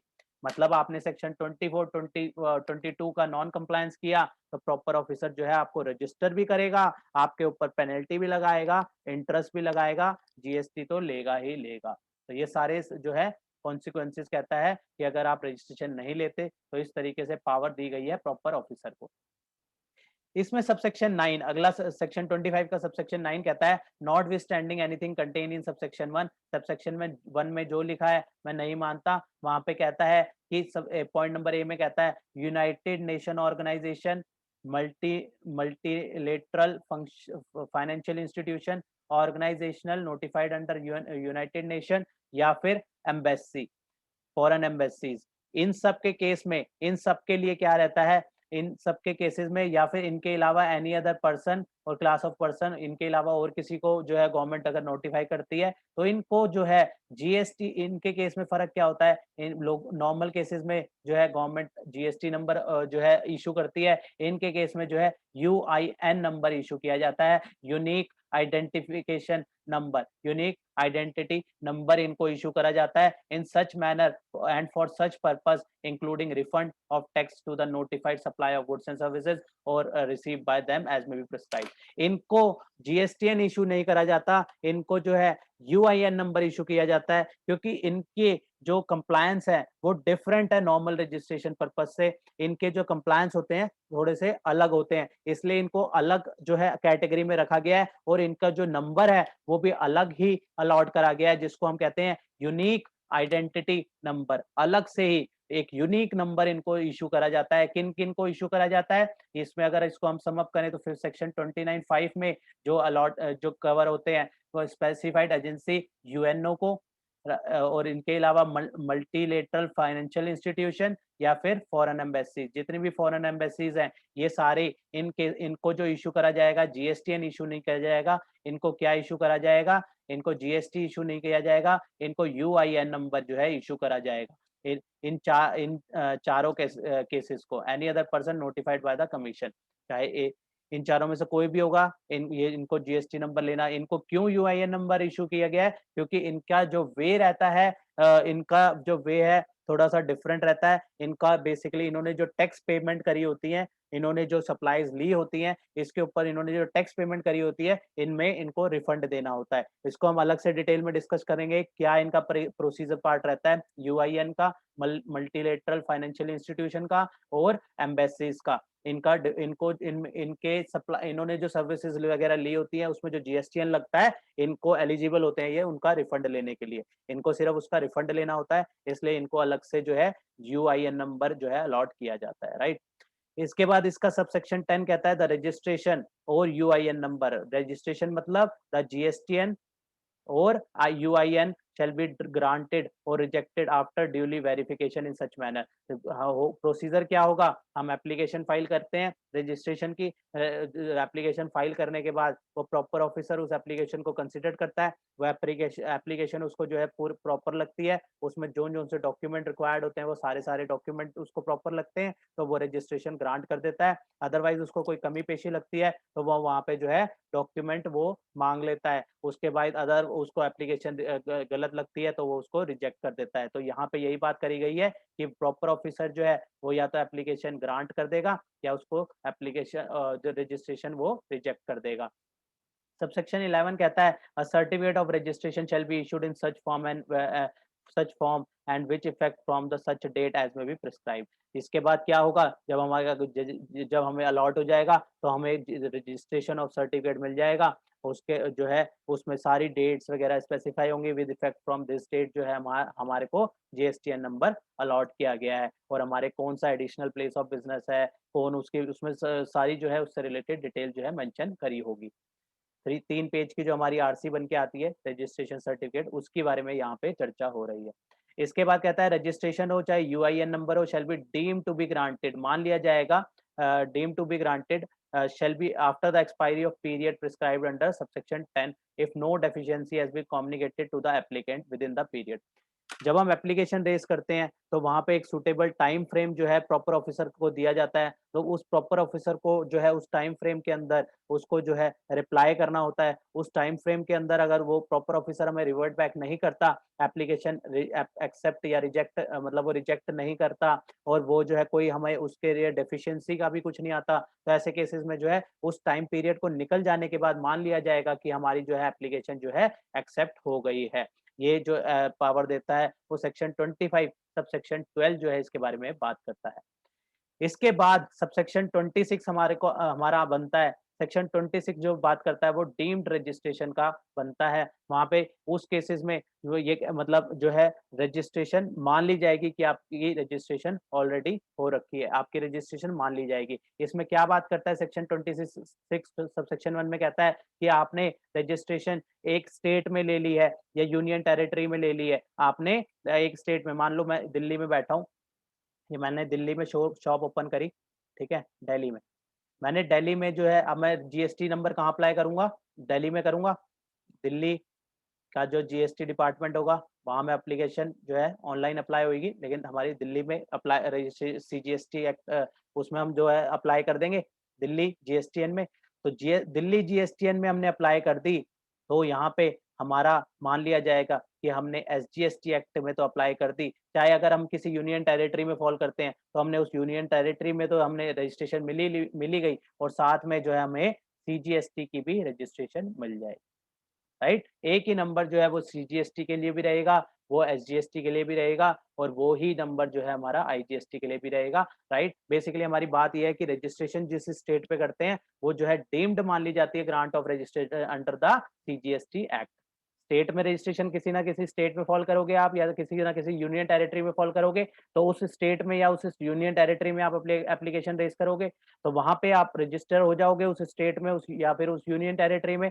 तो जब आप उस स्टेट और यूनियन टेरिटरी में रजिस्टर्ड हो गए, तो वहां पे मान लिया गया कि आप जो है सीजीएसटी एक्ट में भी रजिस्टर्ड हो गए हो। ये बात करता है सेक्शन 26 सबसेक्शन 1। इसको रीड कर लेते हैं। द ग्रांट ऑफ रजिस्ट्रेशन और UIN number under the state, या फिर जिस यूनियन टेरिटरी में आप हो, shall be deemed to be the registration under this act। ये कौन अंडर दिस एक्ट, मतलब अंडर सीजीएसटी एक्ट। आप एसजीएसटी एक्ट में रजिस्टर्ड हो तो उसमें मान लिया गया कि आप सीजीएसटी एक्ट में भी रजिस्टर्ड हो। आप या यूजीएसटी एक्ट में रजिस्टर्ड होगे, आप जिस यूनियन टेरिटरी जीएसटी में रजिस्टर्ड होगे, मान लिया जाएगा आप सीजीएसटी एक्ट में भी रजिस्टर्ड हो। इसका वाइसी वर्सा बात करता है, बिल्कुल इसका बिल्कुल अपोजिट बात करता है कि कहता है not withstanding anything contain in section 25 subsection 10। Section 25 subsection 10 क्या बात करता था?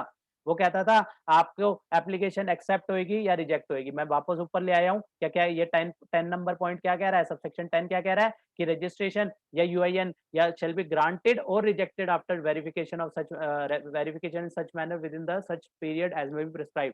एक्सेप्ट प्रोफेसर उसको एक्सेप्ट करेगा या रिजेक्ट करेगा। एक्सेप्ट हो गई तो वो आपने जिस स्टेट पे ली है वहां भी उस स्टेट पे भी रजिस्ट्रेशन हो गई, आपकी सीजीएसटी पे भी रजिस्ट्रेशन हो गई। पॉइंट नंबर 2 में देखा था। अब ये पॉइंट नंबर 10 में क्या कहता है कि अगर आपकी रजिस्ट्रेशन कैंसिल होएगी तो वहां पे उस स्टेट पे तो कैंसिल होएगी, साथ पे सीजीएसटी पे भी कैंसिल मान ली जाएगी। मतलब अप्रूव होएगी तो दोनों जगह अप्रूव हो जाएगी, कैंसिल होगी तो भी दोनों जगह ही कैंसिल होएगी। ये पॉइंट नंबर 2 इसके रिगार्डिंग बात करता है कि not withstanding anything contain in section 10 subsection 25। ये कहता है अब एनी रिजेक्शन, कोई रिजेक्शन हुई, रिजेक्शन कहाँ की बात करी थी हमने? ऊपर बात करी थी, पॉइंट नंबर 10 में बात करी थी। Any rejection of application for registration या फिर यूआईएन नंबर अंडर स्टेट और union territory shall be deem to be rejected. मान लिया जाएगा कि अगर आपकी स्टेट में रजिस्ट्रेशन कैंसिल हो गई या यूनियन टेरिटरी में आपकी रजिस्ट्रेशन कैंसिल हो गई, तो वो यहाँ पे भी आपकी मतलब सीजीएसटी एक्ट में भी वो कैंसिल हो गई। Application for registration rejected under CGST act deemed to be rejected under SGST Act and vice versa। इसी तरीके का प्रोविजन SGST एक्ट में भी डाला गया। वहां पे कहता है SGST एक्ट में रजिस्टर्ड हो गई, वो सीजीएसटी में अगर आपकी रजिस्ट्रेशन कैंसिल हो गई तो मान लेंगे एसजीएसटी एक्ट में भी कैंसिल हो गई। तो इसका जो है सेम प्रोविजन जो है वहां पे स्टेट भी जो है अपने उसमें डालती है, अपने एक्ट में डालती है। और यहाँ पे कहता है कि अगर स्टेट में कैंसिल हो गई तो मान लेंगे सीजीएसटी में भी कैंसिल हो गई, और अगर स्टेट में अप्रूव हो गई तो मान लेंगे सीजीएसटी में भी अप्रूव हो गई। तो ये जो है सेक्शन 26 सिर्फ इतनी सी बात करता है अप्रूवल और रिजेक्शन की। दो या तो अप्रूवल दोनों जगह होगी या रिजेक्शन दोनों जगह होगी। इसके बाद सेक्शन नंबर 27 क्या कहता है? Special circumstances related to a casual taxable person और non resident taxable person. Casual taxable person और नॉन रेजिडेंट टैक्सेबल पर्सन की चर्चा अभी हमने ऊपर भी करी थी। क्या चर्चा करी थी कि नॉर्मल रजिस्ट्रेशन के केस में कितना टाइम मिलता है? नॉर्मल रजिस्ट्रेशन के केस में 30 दिन का टाइम मिलता है। लेकिन अगर हम कैजुअल टैक्सेबल पर्सन और नॉन रेजिडेंट टैक्सेबल पर्सन की रजिस्ट्रेशन ले रहे हैं तो हमें at least 5 days prior to business जो है रजिस्ट्रेशन लेनी होगी। ये फर्क था। और उसके रिगार्डिंग अब हम स्पेशल प्रोविजन देखेंगे कि कितने ड्यूरेशन की हमें यहाँ पे रजिस्ट्रेशन जो है मिलेगी। हम हरियाणा में थे, कैजुअल टैक्सेबल पर्सन की बात करते हैं, हम हरियाणा में थे। हमें दिल्ली प्रगति मैदान में अपना स्टॉल लगाना था। हमने अपने आप को as a casual taxable person जो है रजिस्टर्ड कराया। हमें कम से कम 5 दिन पहले रजिस्ट्रेशन कराना है। और क्या क्या चीजें होंगी वो बात करेगा सेक्शन नंबर 27। तो आइए देखते हैं सेक्शन 27 का सबसेक्शन 1 क्या कहता है। सबसेक्शन 1 बात करता है कि सर्टिफिकेट ऑफ रजिस्ट्रेशन, आरसी, जो हमें आरसी मिलेगी कैजुअल टैक्सेबल पर्सन को, शैल बी वैलिड। अभी नॉन रेजिडेंट टैक्सेबल को रहने देते हैं, उसको हम अलग से पढ़ेंगे। अभी हम कैजुअल टैक्सेबल के लिए कहते हैं। हरियाणा वाला ध्यान रखना कि हरियाणा में हूं मैं और वहां पे मुझे दिल्ली में इंस्टॉल लगाना है, तो मुझे कैजुअल टैक्सेबल पर्सन की रजिस्ट्रेशन लेनी होगी कम से कम 5 दिन पहले, राइट। तो मैं casual taxable person shall be valid for a period of specified in the application for registration और 90 डेज। अब मान लेते हैं मैं हरियाणा में हूँ, मुझे दिल्ली में प्रगति मैदान में स्टॉल लगाना है और 15 दिन का जो है वहां पे प्रगति मैदान में जो है ट्रेड फेयर लग रहा है। अब 15 दिन का ट्रेड फेयर लग रहा है तो ऑब्वियसली मुझे 15 दिन के लिए ही रजिस्ट्रेशन चाहिए, तो वहां पे मैं एप्लीकेशन में लिख दूंगा कि मुझे जो है इस तारीख से इस तारीख तक जो है मुझे वहां पे जो है जो है रजिस्ट्रेशन चाहिए जीएसटीएन की। तो वहां पे आपने जितना पीरियड स्पेसिफाई किया है, और या फिर मैक्सिमम कितना पीरियड 90 डेज, मैक्सिमम कितना मिल सकता है 90 डेज का वहां पे जो है हमें रजिस्ट्रेशन मिल सकता है। आप ये नहीं आपको 120 दिन के लिए या 100 दिन के लिए जो है बिजनेस करना है तो आपको 100 दिन का रजिस्ट्रेशन मिल जाएगा, आपको मुझे 2 साल के लिए बिजनेस करना है 2 साल के लिए मुझे वहां पे मिल जाएगा, नहीं, वहां पे मैक्सिमम जो है 90 डेज के लिए मिलेगा। तो नहीं, अगर आपको और जरूरत पड़ती है आप दोबारा से अप्लाई कर सकते हो, लेकिन एक टाइम पे जो है आपको रजिस्ट्रेशन कितना मिलेगा मैक्सिमम 90 डेज के लिए, या फिर आपको जितने दिन की रिक्वायरमेंट है, जैसे हमने एग्जांपल लिया कि हमें 15 दिन का वहां पे जरूरत है, वहां पे प्रगति मैदान में एग्जीबिशन लग रही है 15 दिन की, तो 15 दिन के लिए हमें चाहिए तो हम वहां पे मेंशन कर देंगे 15 दिन के लिए या maximum 90 days which ever is earlier, जो भी टाइम पीरियड शॉर्ट होगा उतने पीरियड की हमारे को जो है रजिस्ट्रेशन मिल जाएगी। सच person shell made taxable supply only after issuance of certificate of registration. जब उसको जब उसको रजिस्ट्रेशन मिल जाएगा उसके बाद वो अपनी सप्लाई वहां पे जाके कर सकता है। इस तरीके से कैजुअल टैक्सेबल पे रहेगा। ऐसे ही नॉन रेजिडेंट में भी रहेगा, कोई फॉरेनर है वो इंडिया में आके वहां पे बिजनेस करना चाहता है, वो दिल्ली में आके बिजनेस करना, कहीं पे भी मान लो वो इंडिया में किसी भी जगह आके जो वहां पे बिजनेस करना चाहता है, तो वो as a non resident taxable person जो है रजिस्ट्रेशन लेगा और मैक्सिमम 90 डेज के लिए उसको रजिस्ट्रेशन मिलेगा। या फिर उसको अगर जितने टाइम के लिए करना है, सेम दोनों के लिए सेम कंडीशन है, जितने दिन के लिए उसको चाहिए वो या मैक्सिमम 90 डेज, जो भी जितना जो पीरियड कम होगा उतने दिन के लिए जो है आपको रजिस्ट्रेशन मिल जाएगा। इसके बाद कहता है provided that proper officer may on the sufficient cause extend the set period of 90 days by further period not exceeding 90 days। आपको 90 दिन की एक्सटेंशन मिल गई, आपको था कि यार मेरे को ना 120 दिन के अराउंड लग जाएंगे, अपनी अपनी सप्लाई दूंगा मैं 120 दिन के लिए चाहिए, लेकिन वहां पे प्रोवाइजो ने कितना रिस्ट्रिक्ट कर दिया 90 दिन के लिए। आप 90 दिन आपके होने वाले हैं, आप फिर दोबारा प्रॉपर ऑफिसर के पास गए, प्रॉपर ऑफिसर के पास गए कि यार मेरे को 90 दिन के लिए दिया है, मुझे अभी जरूरत है वो रजिस्ट्रेशन की। तो ऐसे में प्रॉपर ऑफिसर जो है उस एप्लीकेशन को कंसीडर करके कि आपको ठीक है आपको जरूरत है, तो ऐसे केसेस में वो जो है फर्दर एक्सटेंड कर सकता है। कितना मैक्सिमम और एक्सटेंड कर सकता है, वो मैक्सिमम 90 डेज की और एक्सटेंशन कर सकता है। 90 दिन की तो ऑलरेडी आपको मिल गई और उससे और बढ़ा के कितना मैक्सिमम जो है 90 दिन, और मतलब हमारे 90 प्लस 90 जो है मैक्सिमम हमें 180 दिन की जो है वहां पे मैक्सिमम रजिस्ट्रेशन मिल सकती है। वो नॉर्मल केस में 90 डेज, और वहां पे otherwise proper officer on the sufficient cause, अगर उसको लगता है कि ठीक है आपको रजिस्ट्रेशन आपकी एक्सटेंड कर देनी चाहिए, तो वहां पे उस केस में जो है वहां पे वो एक्सटेंड कर सकता है फर्दर 90 डेज के लिए। इसके बाद सबसेक्शन 2 कहता है कि कैजुअल टैक्सेबल पर्सन या फिर नॉन रेजिडेंट टैक्सेबल पर्सन, यहाँ पे दोनों जो प्रोविजन चल रहे हैं हमारे दोनों के लिए एप्लीकेबल है, चाहे वो कैजुअल हो चाहे वो नॉन रेजिडेंट टैक्सेबल पर्सन हो, दोनों में ध्यान रखना है। नॉन रेजिडेंट टैक्सेबल पर्सन फिरंगी की बात कर रहे हैं हम, वो बाहर इंडिया में आके काम कर रहा है, और non resident taxable person India में ही है लेकिन वो मान लेते हैं दूसरे स्टेट पे आके जब काम कर रहा है, उसको टेम्परेरी बेसिस पे काम करना है, तो हम ट्रेड फेयर वाला एग्जांपल याद रखेंगे। तो वहां पे उस केसेस में जो है मतलब दोनों के दोनों में सेम बिल्कुल सेम प्रोविजन है सेक्शन 27 के। तो कहता है कैजुअल टैक्सेबल पर्सन और non resident taxable person shall mandatory है at the time of submission of application for registration under subsection 25 subsection 1। ऊपर हमने सबसेक्शन 25 1 में हमने देखा था कि हमें जो है वहां पे टाइम पीरियड प्रिस्क्राइब किया गया था कितने डेज का, at least 5 days prior to the commencement of business. तो 5 दिन पहले उसको रजिस्ट्रेशन लेनी होगी, तो रजिस्ट्रेशन के साथ उसने क्या करना होगा eight the time of submission of application, जब वो एप्लीकेशन सबमिट करेगा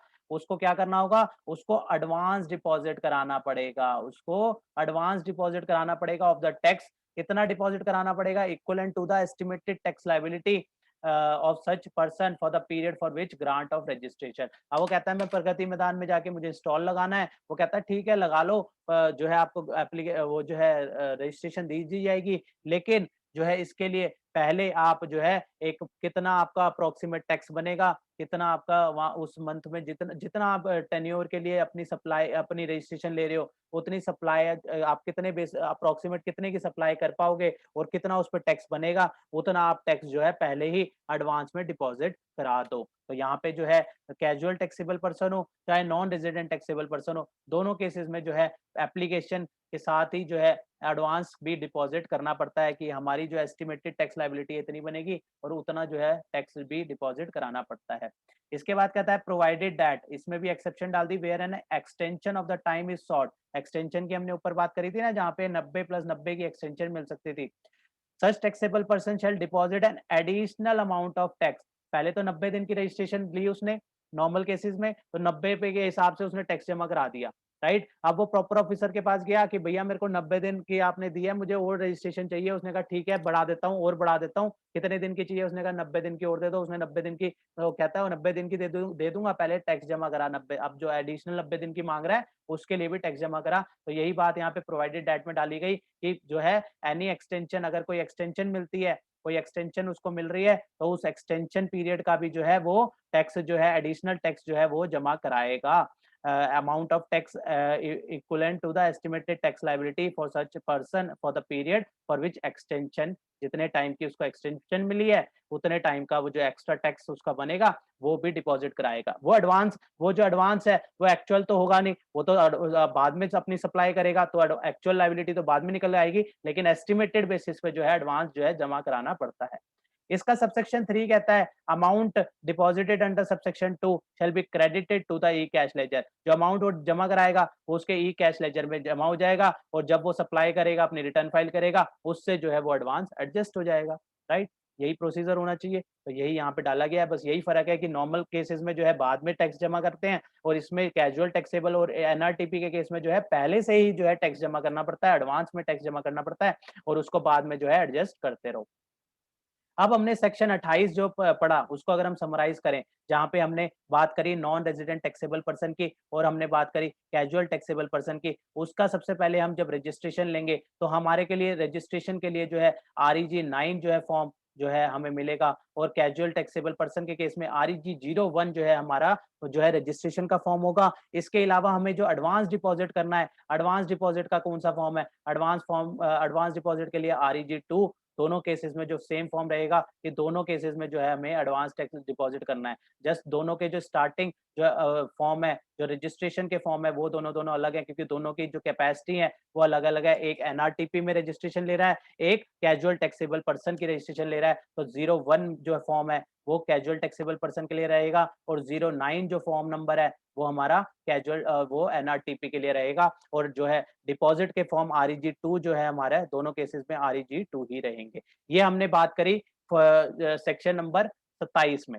अब हम आते हैं सेक्शन नंबर 28 में। फटाफट हम अपने रिमेनिंग जो सेक्शन बच रहे हैं, बहुत इंपॉर्टेंट सेक्शन है। अगले जो सेक्शंस हैं बहुत इंपॉर्टेंट आ रहे हैं, जहाँ पे हमारा जीएसटी नंबर कैंसिल हो जाता है। तो हम क्या कर सकते हैं उसके रिगार्डिंग? अगर गवर्नमेंट ने हमारा जीएसटी नंबर कैंसिल कर दिया तो हमें क्या करना है, अब वो सारी हमारी चर्चा शुरू होती है। तो इसमें सेक्शन नंबर 28 में हम बात करेंगे अमेंडमेंट की। पहले हम बात करेंगे अमेंडमेंट की। अमेंडमेंट कुछ भी हो सकती है। अमेंडमेंट हमने प्लेस ऑफ बिजनेस चेंज किया, हमारा पहले बिजनेस यहाँ था, उस सेम स्टेट में कहीं और ट्रांसफर हो गया, तो हम अपना एड्रेस जो है चेंज कराएंगे। तो कोई अमेंडमेंट कोई भी हो सकती है। तो कोई भी अमेंडमेंट जो हमें अपनी एग्जिस्टिंग जो हमारी रजिस्ट्रेशन है उसमें कोई बदलाव कराने हैं, तो ऐसे केसेस में हमें अमेंडमेंट फाइल करनी होगी। तो उसकी प्रक्रिया क्या है उसको ये हम चर्चा करेंगे सेक्शन नंबर 28 में। तो इसका सबसेक्शन 1 कहता है कि एवरी रजिस्टर्ड पर्सन, अब यहाँ पे जो पर्सन अमेंडमेंट फाइल कर रहा है वो ऑब्वियसली कौन होगा? वो रजिस्टर्ड पर्सन होगा। तो कहता है every registered person and a person, चाहे यूआईएन में हो चाहे उसको जीएसटी मिला हो, तो ऐसे केसेस में shall inform the proper officer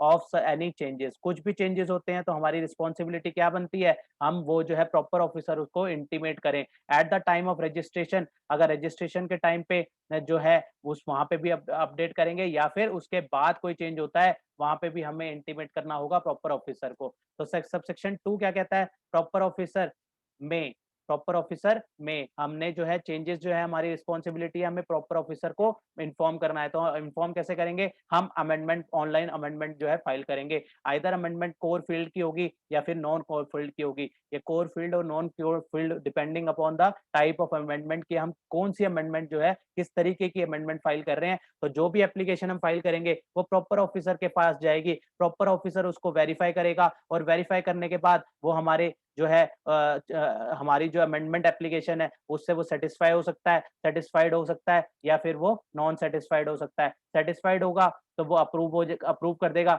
और अगर वो सेटिस्फाइड नहीं होगा तो या तो वो उसको पहले शो कॉज दे देगा कि आप ये या फिर वो डॉक्यूमेंट मांग लेगा कि ये जो है ये आप डॉक्यूमेंट दो इसके रिगार्डिंग में। उसको डॉक्यूमेंट मिल जाते हैं, जस्टिफाइड लगते हैं, वो अप्रूव कर देगा।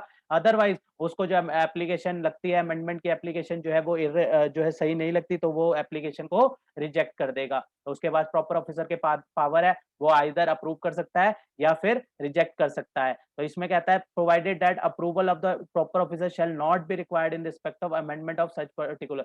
कुछ ऐसे केसेस है जहां पे अमेंडमेंट करने के लिए प्रॉपर ऑफिसर की अप्रूवल की ज़रूरत नहीं है। जैसे कि अगर हम मोबाइल नंबर, मेल आईडी ये सब चेंज कर रहे हैं, तो ऐसे केसेज़ में ये तो नॉर्मल चीज़ें हैं। तो ऐसे केसेज़ में जो है वहाँ पे हमें अप्रूवल प्रॉपर ऑफिसर की अप्रूवल की ज़रूरत नहीं होती। ये जस्ट हम अपनी जो है ये अपडेट जो है इसको हम कर सकते हैं। यहाँ पे जो है प्रॉपर ऑफिसर की रिक्वायरमेंट नहीं है। तो ये जो है पार्ट जो है प्रोवाइडेड दैट में डाल दिया कि कुछ केसेज़ ऐसे केसेज़ भी होंगे जहाँ पे जो है जहाँ पे approval of the proper officer की ज़रूरत नहीं है।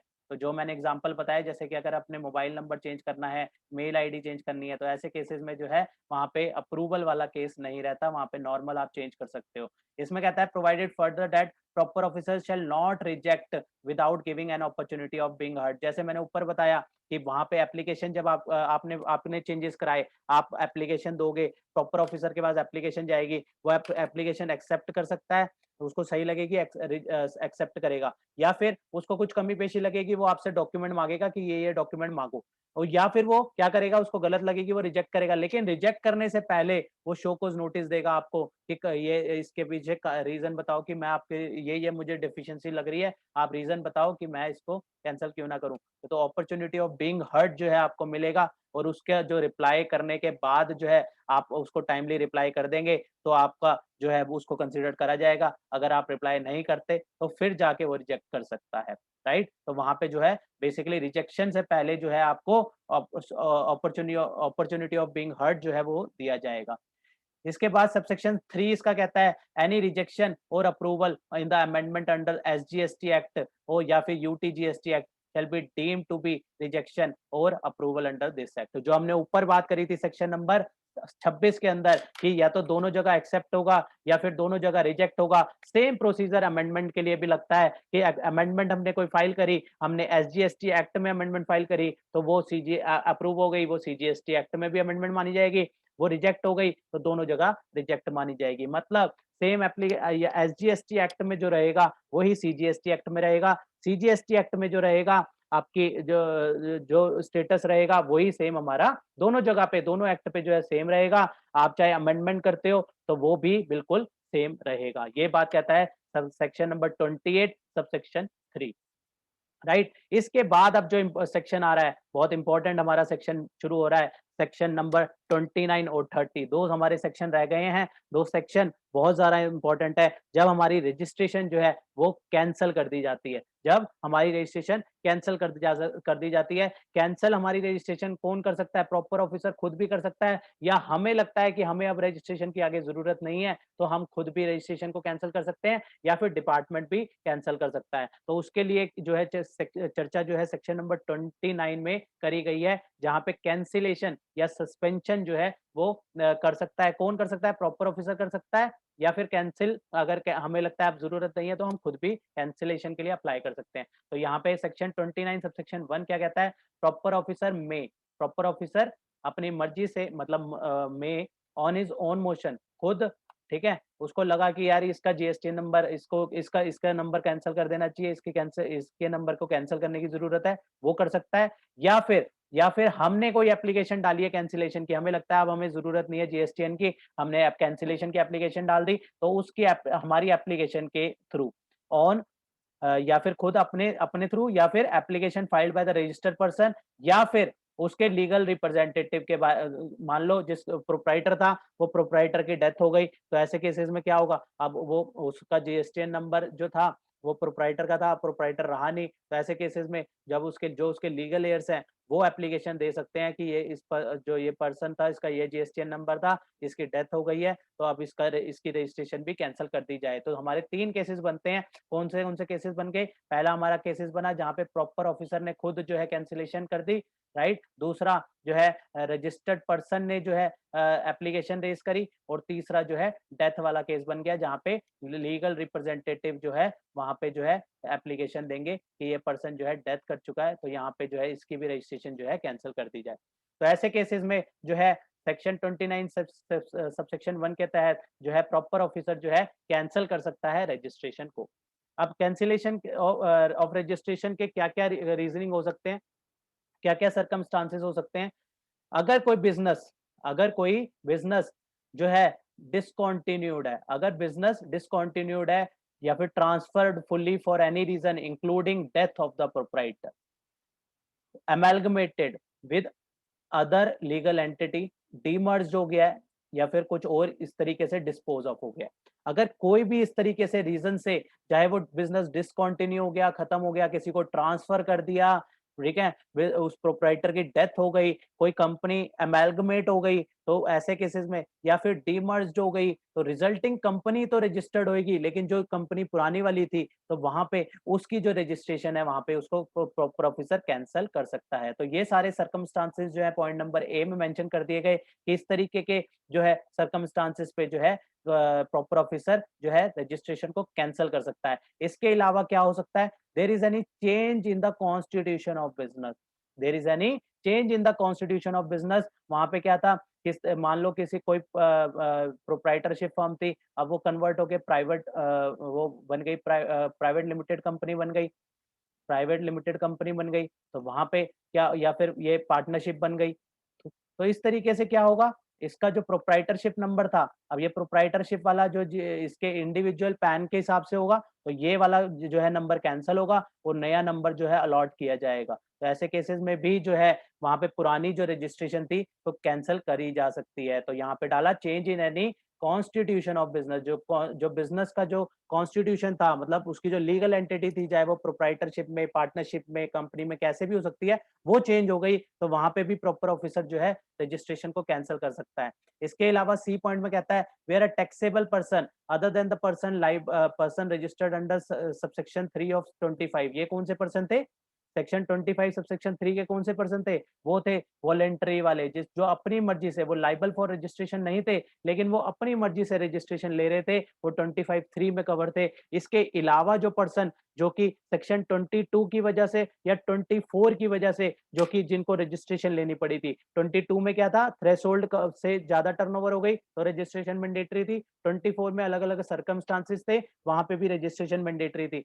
अगर वो सेक्शन 2 के तहत 22 के एम्बिट में अब नहीं आ रहे, या उन पे टैक्स, उनको 24 के लिए जो है उनको रजिस्ट्रेशन लेने की जरूरत पड़ी थी, लेकिन अब जो है वो कवर नहीं हो रहे, अब वो उनके ऊपर जीएसटी एप्लीकेबल नहीं हो रहा, तो ऐसे केसेस में भी जो है वो उनकी रजिस्ट्रेशन भी कैंसल, वो जो है एप्लीकेशन देके अपनी रजिस्ट्रेशन कैंसल करा सकते हैं। मतलब taxable person no longer liable to be registered, जिसके ऊपर अब लाइबिलिटी नहीं आ रही, ना 24 की लाइबिलिटी आ रही है, ना 22 के तहत उनके ऊपर जीएसटी की रजिस्ट्रेशन की लाइबिलिटी आ रही है, ना 22 की लाइबिलिटी आ रही है, ना 24 की लाइबिलिटी आ रही है, मतलब दोनों सेक्शन के तहत अब उनको आगे जीएसटी नंबर नहीं चाहिए, तो वो जो है वहां पे टैक्सेबल पर्सन जो है अपनी रजिस्ट्रेशन को कैंसल करा सकता है। यहाँ पे अदर देन इसमें 25(3) को क्यों रखा गया? क्योंकि 25(3) को एक्सेप्शन में क्यों डाला गया? वो इसलिए डाला गया एक्सेप्शन में क्योंकि उनको तो पहले भी रिक्वायरमेंट की जरूरत नहीं थी, वो तो वैसे भी रजिस्ट्रेशन उन्होंने वैसे ही वॉलंटरी रजिस्ट्रेशन ली थी,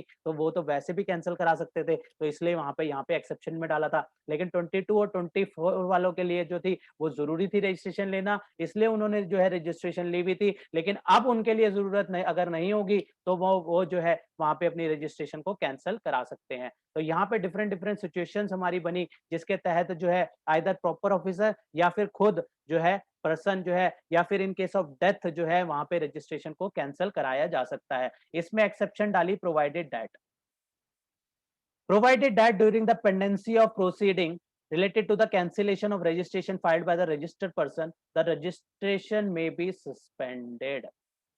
Provided that the pendency of the proceeding related to cancellation of registration filed by the registered person. मेरे को अब मान लो मेरे को जरूरत नहीं है रजिस्ट्रेशन की, मैं क्या करूंगा, मैं एप्लीकेशन फाइल करूंगा कैंसिलेशन की।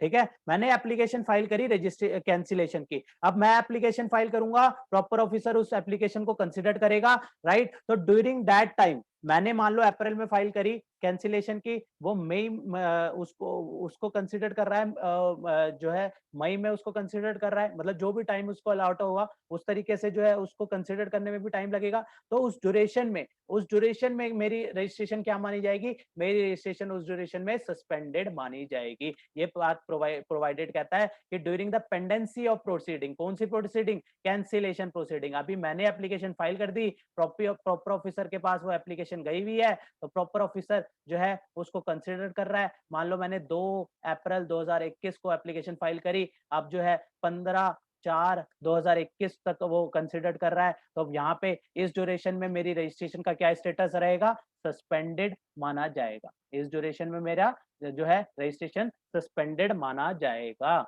अभी कैंसिल नहीं हुआ है, कैंसिल तो यहाँ पे जब वो कैंसिल कर देगा, proper officer cancellation order pass कर देगा तब जाके वो कैंसिल होगा, लेकिन अभी जब तक वो कंसिडर्ड नहीं हुई है एप्लीकेशन, और जब मैंने एप्लीकेशन फाइल कर दी कैंसिलेशन की, तो उस ड्यूरेशन में जो है स्टेटस रहेगा सस्पेंडेड, राइट। इसके बाद इस सेक्शन का सबसेक्शन 2 क्या कहता है, सेक्शन 29 का सबसेक्शन 2 बात करता है प्रॉपर ऑफिसर में उसकी मर्जी है, मे कैंसल द रजिस्ट्रेशन, ठीक है, उसको जस्टिफाई लगेगा, वो कैंसिल करेगा, right, including any retrospective date deemed fit where, वो पुरानी डेट से भी रजिस्ट्रेशन को कैंसिल कर सकता है। Proper officer may cancel the registration include any retrospective date, पिछली डेट से भी कैंसिल कर सकता है। कौन कौन से सर्कमस्टांसेस में, where registered person has contravene any provision of the act or rules made therein, अगर उसको प्रॉपर ऑफिसर को लगता है कि जो जिसने कैंसिलेशन फाइल करी है उसने कोई प्रोविजन का कॉन्ट्रावेंशन किया है, तो वो बैक डेट से भी रजिस्ट्रेशन को कैंसिल कर सकता है।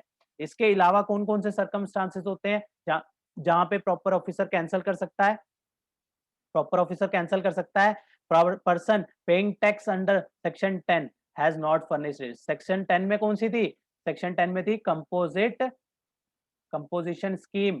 अगर हमने कंपोजिशन स्कीम ऑप्ट करी है और हमने जो है अपनी रिटर्न फाइल नहीं करी, हमने कंपोजिशन स्कीम ऑप्ट करी है और not furnished return for the 3 consecutive tax period, हमने अपनी रिटर्न फाइल नहीं करी, तो ऐसे केसेस में क्या होगा, तो ऐसे केसेस में भी जो है रजिस्ट्रेशन जो है कैंसिल कर दिया जाएगा। इसके अलावा कौन सा केस है, any registered person not furnished other than person referred in B, other than person referred in B कौन से हो गए, नॉर्मल, यहाँ पे कंपोजिशन वाले थे तो यहाँ पे नॉर्मल रजिस्ट्रेशन वाले आ गए, नॉर्मल रजिस्ट्रेशन वाले आ गए, नॉर्मल रजिस्ट्रेशन 3B और 1 फाइल करेगा, ठीक है, हमने फाइल नहीं करी, not furnish return for the continuous period of 6 month, 6 month तक अगर रिटर्न फाइल नहीं करी तब भी प्रॉपर ऑफिसर जो है आप हमारी रजिस्ट्रेशन को कैंसिल कर सकता है। इसके अलावा और क्या रीजन आता है, any person would take voluntary registration under section 35(3), अभी हमने दोबारा बात करी थी कि 35(3) में भी वॉलेंट्री रजिस्ट्रेशन ले सकता है, लेकिन उसने वॉलेंट्री रजिस्ट्रेशन लेने के बाद भी कोई बिजनेस शुरू नहीं किया अगले 6 महीने तक, वॉलेंट्री रजिस्ट्रेशन ली, अगले 6 महीने तक कोई बिजनेस नहीं किया, 0 की जो है उसकी रिटर्न जारी थी, ऐसे केसेस में क्या होगा, तो प्रॉपर ऑफिसर के पास पावर है कि उसकी रजिस्ट्रेशन को कैंसिल कर सकता है। मे है यहाँ पे, मैंडेटरी नहीं है, वर्ड को याद रखना है, मे है, उसकी मर्जी है, ऐसा नहीं है कि 6 महीने होते ही वो जो है कैंसिल कर देगा, वो वहां पे यहाँ पे मे लिखा गया है, राइट, वर्ड का जो है फर्क पड़ेगा। पॉइंट नंबर ए में कहता है registration has been obtained by mean of fraud, wilful misstatement या फिर सप्रेशन ऑफ फैक्ट। अगर इन चीजों के लिए हमने अगर रजिस्ट्रेशन ले ली और रजिस्ट्रेशन लेने के बाद वो कोई फ्रॉड करता है या फिर विलफुल मिस स्टेटमेंट, जानबूझ के गलत स्टेटमेंट जो है वो अपनी रिटर्न जो है गलत फाइल कर रहा है, और या फिर सप्रेशन, एक्चुअल जो फिगर्स हैं वो उसको जो है छुपा रहा है, सप्रेशन ऑफ फैक्ट, फैक्ट को छुपाना, तो ऐसे केसेस में भी जो है रजिस्ट्रेशन को जो है प्रॉपर ऑफिसर कैंसिल कर सकता है। लेकिन इस केसेस में कैंसिल करने से पहले प्रॉपर ऑफिसर को जो है जरूरी होगा जो है शो कॉज नोटिस देना। पहले वो हमसे पूछेगा, हाँ ये रीजन है, मैं इसलिए आपकी रजिस्ट्रेशन कैंसिल करना चाहता हूँ, आप क्या कहना चाहते हो, आप रीजन बताओ, मैं आपकी रजिस्ट्रेशन कैंसिल क्यों ना करूं। तो वहां पे अपॉर्चुनिटी ऑफ बीइंग हर्ड देना जो है मैंडेटरी होगा प्रॉपर ऑफिसर के लिए कैंसिलेशन करने से पहले। Provided further that during the pendency of such proceeding related to cancellation of registration, proper officer may suspend the registration for such period in such manner as may be prescribed। ये हमने बात करी थी ऊपर भी कि जब हम एप्लीकेशन फाइल करेंगे और उस प्रॉपर ऑफिसर उसको कंसिडर करेगा तो उस ड्यूरेशन में क्या रहेगा, उस ड्यूरेशन में जो है वहां पे सस्पेंडेड रहेगा, हमारा सस्पेंडेड रहेगा। यहाँ पे क्या है, यहाँ पे प्रॉपर ऑफिसर ने एक्शन लिया, हमें बोला कि भैया हमें बताओ, कारण बताओ, हम आपकी रजिस्ट्रेशन क्यों ना कैंसिल करें। तो प्रॉपर ऑफिसर ने यहाँ पे हमें जो है कैंसिलेशन के लिए जो है शोकॉज दिया। तो हमने यहाँ पे मान लो 1/4/2021 को हमें शोकॉज दिया कि रीजन बताओ मैं आपको कैंसिलेशन क्यों ना दूं। हमें जो है 20 दिन का टाइम दिया गया। यहाँ पे जो है ये 15 दिन का टाइम, जो भी मान लो 15 दिन का टाइम दिया गया। तो इस टाइम पे हमारा स्टेटस क्या रहेगा, हमारा स्टेटस जो है सस्पेंडेड रहेगा। यही बात यहाँ पे ये प्रोवाइजो कहता है कि during the pendency of proceeding related to cancellation, तो उस ड्यूरेशन में जो proper officer may suspend the registration, इतने स्टेटस में, इतने ड्यूरेशन में क्या रहेगा हमारा स्टेटस सस्पेंडेड। वहां हमारे को इतने टाइम के लिए वो हमारी जो है रजिस्ट्रेशन को सस्पेंड कर सकता है। अभी कैंसिल नहीं हुई है, लेकिन उस इंक्वायरी होने से पहले और डिसीजन लेने से पहले तक जो है वो सस्पेंड कर सकता है।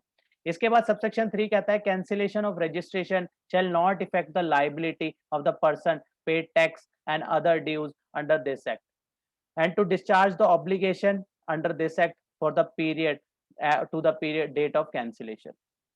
एक पर्सन ने रजिस्ट्रेशन ले ली, वॉलेंट्री रजिस्ट्रेशन उसने जो है अप्लाई करी और वॉलेंट्री रजिस्ट्रेशन ले ली, ठीक है, 25(3) में था ना वॉलेंट्री रजिस्ट्रेशन, उसने वॉलेंट्री रजिस्ट्रेशन ले ली, ठीक है। उसने रजिस्ट्रेशन लेने के बाद जो है वो क्या कर रहा है, उसने रजिस्ट्रेशन ले ली, मान लो उसको 25/4/2021 को उसने रजिस्ट्रेशन ले ली, ठीक है। रजिस्ट्रेशन ले ली कि मैं बिजनेस करूंगा। उसके बाद 1 महीना बीत गया, 2 महीने बीत गए, 3 महीने बीत गए, 4 महीने, 5 महीने, 6 महीने बीत गए, ठीक है। नील नील की रिटर्न भेज रहा है 3B1, 3B1, 3B1, 3B1, ये सारी उसकी, ये तो फाइल करनी पड़ेगी ना उसको, ठीक है। कुछ सप्लाई कुछ कर नहीं रहा, 3B1। इसकी 6 महीने की रिटर्न जो है नील की जा रही थी। प्रॉपर ऑफिसर के पास पावर है, प्रॉपर ऑफिसर जो है उसको जो है उसको जो है रजिस्ट्रेशन कैंसिल कर सकता है। अभी हमने देखा कि 6 महीने का टाइम था, 6 महीने की अगर जो है उसकी वो नहीं हो रही तो वो रजिस्ट्रेशन कैंसिल कर सकता है। मैं दोबारा दिखा देता हूँ कहाँ था, ये रहा point number D. Where a person voluntary registration उसने ली 25(3) में, उसने कोई बिजनेस कमेंस नहीं किया, has not commence business within 6 month from the date of registration, ठीक है। रजिस्ट्रेशन की डेट से 6 महीने तक जो है कोई बिजनेस उसने वो नहीं किया, कमेंस नहीं किया, तो वहां पे प्रॉपर ऑफिसर के पास पावर है कि रजिस्ट्रेशन कैंसिल कर सकता है। तो यहाँ पे प्रॉपर ऑफिसर ने जो है उस एसएससी को जो है शोकॉज नोटिस दिया, मैं बताओ कि जो है आपकी रजिस्ट्रेशन क्यों ना कैंसिल करूं, ठीक है। इसने रीजन जो बताया जस्टिफाई नहीं लगा, उसके बाद जो इसने जो है इसकी जो है रजिस्ट्रेशन को कैंसिल कर दिया।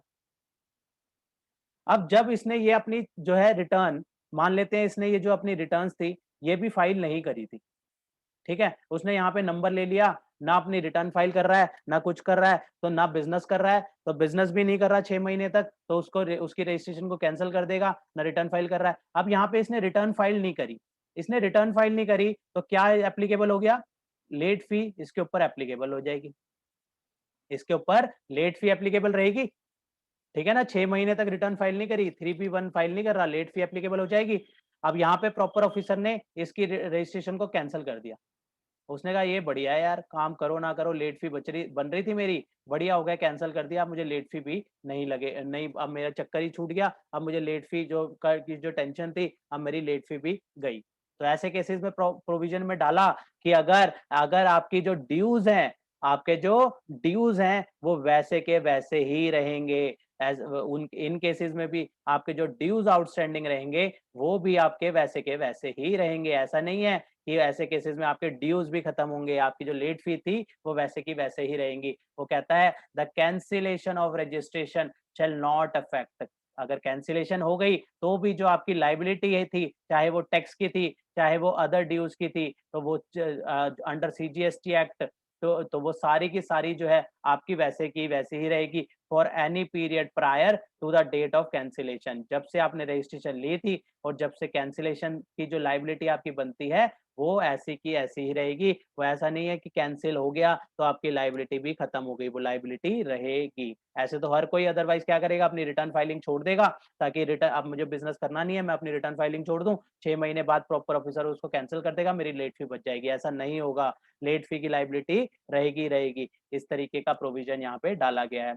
इसके बाद कहता है सबसेक्शन 4 में बात करता है the cancellation of registration under this under SGST act या यूटीजीएसटी एक्ट। मान लिया जाएगा कि वहां अगर वहां कैंसिलेशन हो गई है तो यहाँ अगर एसजीएसटी एक्ट और यूटीजीएसटी एक्ट में कैंसिल हो गया तो सीजीएसटी एक्ट में भी कैंसिल माना जाएगा। ये बिल्कुल सेम होते हैं, रजिस्ट्रेशन दो एक जगह हो गई तो दोनों जगह हो गई, अमेंडमेंट एक जगह हो गई तो दोनों जगह हो गई, ऐसे ही कैंसिलेशन एक जगह हो गई तो दोनों जगह ही हो गई। इसके बाद सबसेक्शन 5 कहता है एवरी रजिस्टर्ड पर्सन वो cancel and pay amount equivalent to the amount of the input tax or in respect of input or capital goods preceding to the date of cancellation। ये क्या है, अब उसको क्या लाइबिलिटी क्रिएट कर रहा है, जब वो कहता है कि जब आप रजिस्ट्रेशन आपने ली थी उसके बाद आपने सारे इनवर्ट्स लिए थे, तो उसका इनपुट टैक्स क्रेडिट भी लिया था। अब आपने बिजनेस बंद कर दिया, तो आपके पास जो इनपुट पड़ा है और आपके पास जो कैपिटल गुड्स पड़ा है जिसके ऊपर आपने क्रेडिट लिया था, आपने क्रेडिट लिया था ना, तब आपको क्रेडिट अलाउ कर दिया था। आप बिजनेस कर बंद कर रहे हो तो ये क्रेडिट जो है, आप जो क्रेडिट आपने आईटीसी का लिया था या फिर कैपिटल गुड्स का लिया था वो जो है वापस कर दो। उस टाइम पे आपको क्रेडिट दिया था, अब वो क्रेडिट जो है वापस कर दो, वो क्रेडिट जो है पे कर दो। तो वहां यहाँ पे यही बात करी गई है कि एवरी रजिस्टर्ड पर्सन जिसको वो रजिस्ट्रेशन इज कैंसल, जिसकी रजिस्ट्रेशन कैंसिल कर दी, शेल पे एन अमाउंट, वो अमाउंट पे करेगा equivalent to the credit of ITC, जितना उसने आईटीसी का क्रेडिट लिया होगा, चाहे वो आईटीसी इनपुट का लिया हो चाहे वो कैपिटल गुड्स का क्रेडिट लिया हो, preceding to the date of cancellation और आउटपुट टैक्स लाइबिलिटी। अगर वो स्टॉक को सेल आउट करके बिजनेस बंद कर रहा है, मान लो उसने जो है कहता है ठीक है मेरे पास ये इनपुट और कैपिटल गुड जो पड़ा है मैं इसको बेच देता हूँ, मेरी लाइबिलिटी बनेगी ना, मेरी लाइबिलिटी जो है आपके इनपुट से ज्यादा बनेगी वो लाइबिलिटी, तो मैं आपको लाइबिलिटी पे कर दूंगा। वो कहता है ठीक है, अगर आप ऐसा कर रहे हो आप जो है इनपुट टैक्स क्रेडिट जो आप आउटपुट टैक्स लाइबिलिटी पे कर दो वो भी अलाउड है। तो वहां पे आप कहते हो मैं इसको सारे को आप मैं अपनी मशीनरी भी बेच दूंगा, मैं जो इनपुट पड़े हैं वो भी सारे बेच दूंगा, तो वहां पे जब वो अपना बेचेगा तो उसकी आउटपुट टैक्स लाइबिलिटी क्रिएट हो जाएगी। जब वो सेल करेगा आउटपुट टैक्स लाइबिलिटी क्रिएट हो जाएगी, तो आउटपुट टैक्स लाइबिलिटी और इनपुट दोनों से में से जो भी ज्यादा होगा वो जो है पे करना होगा। जब रजिस्ट्रेशन कैंसिल होगी तो ऐसे केसेस में वो पे करना होगा। इसके बाद कहता है provided that in case of capital goods shall pay an amount equal to the input tax credit taken reduced by such percentage point। ये हमने कहाँ बात करी थी, ये जब हमने इनपुट टैक्स क्रेडिट का सेक्शन पढ़ा था वहां पे हमने रूल 42 43 पढ़े थे, वहां पे भी हमने कैपिटल गुड्स के रिगार्डिंग क्या बात करी थी सेक्शन रूल 43 में कि रिड्यूस बेसिस पे हमने जैसे क्रेडिट लिया था वैसे ही सेम केसेस पे रिड्यूस बेसिस पे जो है हमें वापस भी करना होगा। एग्जैक्टली वही नहीं है कि हमें वही अमाउंट वापस करना, कैपिटल गुड्स के केस में हमें रिड्यूस बेसिस पे अमाउंट जैसे मिलता है वैसे ही रिड्यूस बेसिस पे हमें अमाउंट जो है वापस करना होगा। और अगर हमने वो प्लांट एंड अगर वो हमने कैपिटल गुड्स बेच दिया या फिर प्लांट एंड मशीनरी बेच दी तो उस पे बेचने पे जो हमें हमारे हमने आउटपुट टैक्स लाइबिलिटी हमारी बनी होगी, हमने जो टैक्स पे किया होगा वो जो है हमारा, चाहे वो हमारा इनपुट टैक्स रिड्यूस बेसिस पे या फिर हमने जो सेल किया होगा उस पे टैक्स जो भी ज्यादा होगा वो हमें जो है पे करना होगा। कैपिटल गुड्स के केस में क्या रहेगा, रिड्यूस रेट पे जो है आईटीसी, और वो जो कैपिटल गुड्स सेल कर दिया उसका जो सेल अमाउंट पे जो जीएसटी, तो विच एवर इज हायर, जो भी ज्यादा बनेगा वो पे करना होगा। इसके रिगार्डिंग लास्ट सबसेक्शन में ये कह दिया, amount payable under subsection 5 shall be calculated in the manner as may be prescribed. Manner हम ऑलरेडी देख चुके हैं कि किस तरीके से अमाउंट ऐसे केसेस में इवेल्युएट करा जाता है। हमने रूल्स जो है इसके रिगार्डिंग हम ऑलरेडी कवर कर चुके हैं। अब ये लास्ट सेक्शन हमारा आज की डिस्कशन का बचता है, बहुत ही इंपॉर्टेंट सेक्शन बचता है कि हमारी रजिस्ट्रेशन जो है कैंसिल कर दी डिपार्टमेंट ने। हम कह रहे हैं यार ये क्या हो गया, रजिस्ट्रेशन कैंसिल कर दी उसने, हमने कहा रजिस्ट्रेशन जो है हमने रिटर्न फाइल नहीं करी, जो भी ऊपर केसेस थे प्रॉपर ऑफिसर ने हमारी रजिस्ट्रेशन कैंसिल कर दी। अब हम क्या करें? अब हम क्या कर सकते हैं? उस रजिस्ट्रेशन को रिवोक करा सकते हैं। मतलब एक कैंसिल होने, जिसको कैंसिल कर दिया गया है, किसने? प्रॉपर ऑफिसर ने कैंसिल कर दिया, अब हम उसको रिवोक करा सकते हैं कि नहीं हमें वो रजिस्ट्रेशन चाहिए, आप प्लीज वो रजिस्ट्रेशन कैंसिल जो आपने कर दी है उसको दोबारा से रिवोक कर दीजिए। मतलब दोबारा से उसको एक्टिव जो है कर दीजिए। ये सिर्फ कब होगा रेवोकेशन? जब प्रॉपर ऑफिसर ने कैंसिल किया होगा। अगर हमने खुद ही रजिस्ट्रेशन कैंसिल किया था तो उसके बाद रिवोक हम नहीं करा सकते। जब हमने खुद ही कहा था हमें नहीं चाहिए, हमारी ये रजिस्ट्रेशन, हमने खुद ही एप्लीकेशन फाइल करी थी कैंसिलेशन की और वो कैंसिल हो गया, फिर हम रिवोक नहीं करा सकते कि हमसे गलती से जो है कैंसिल हो गया था, ऐसा नहीं होता।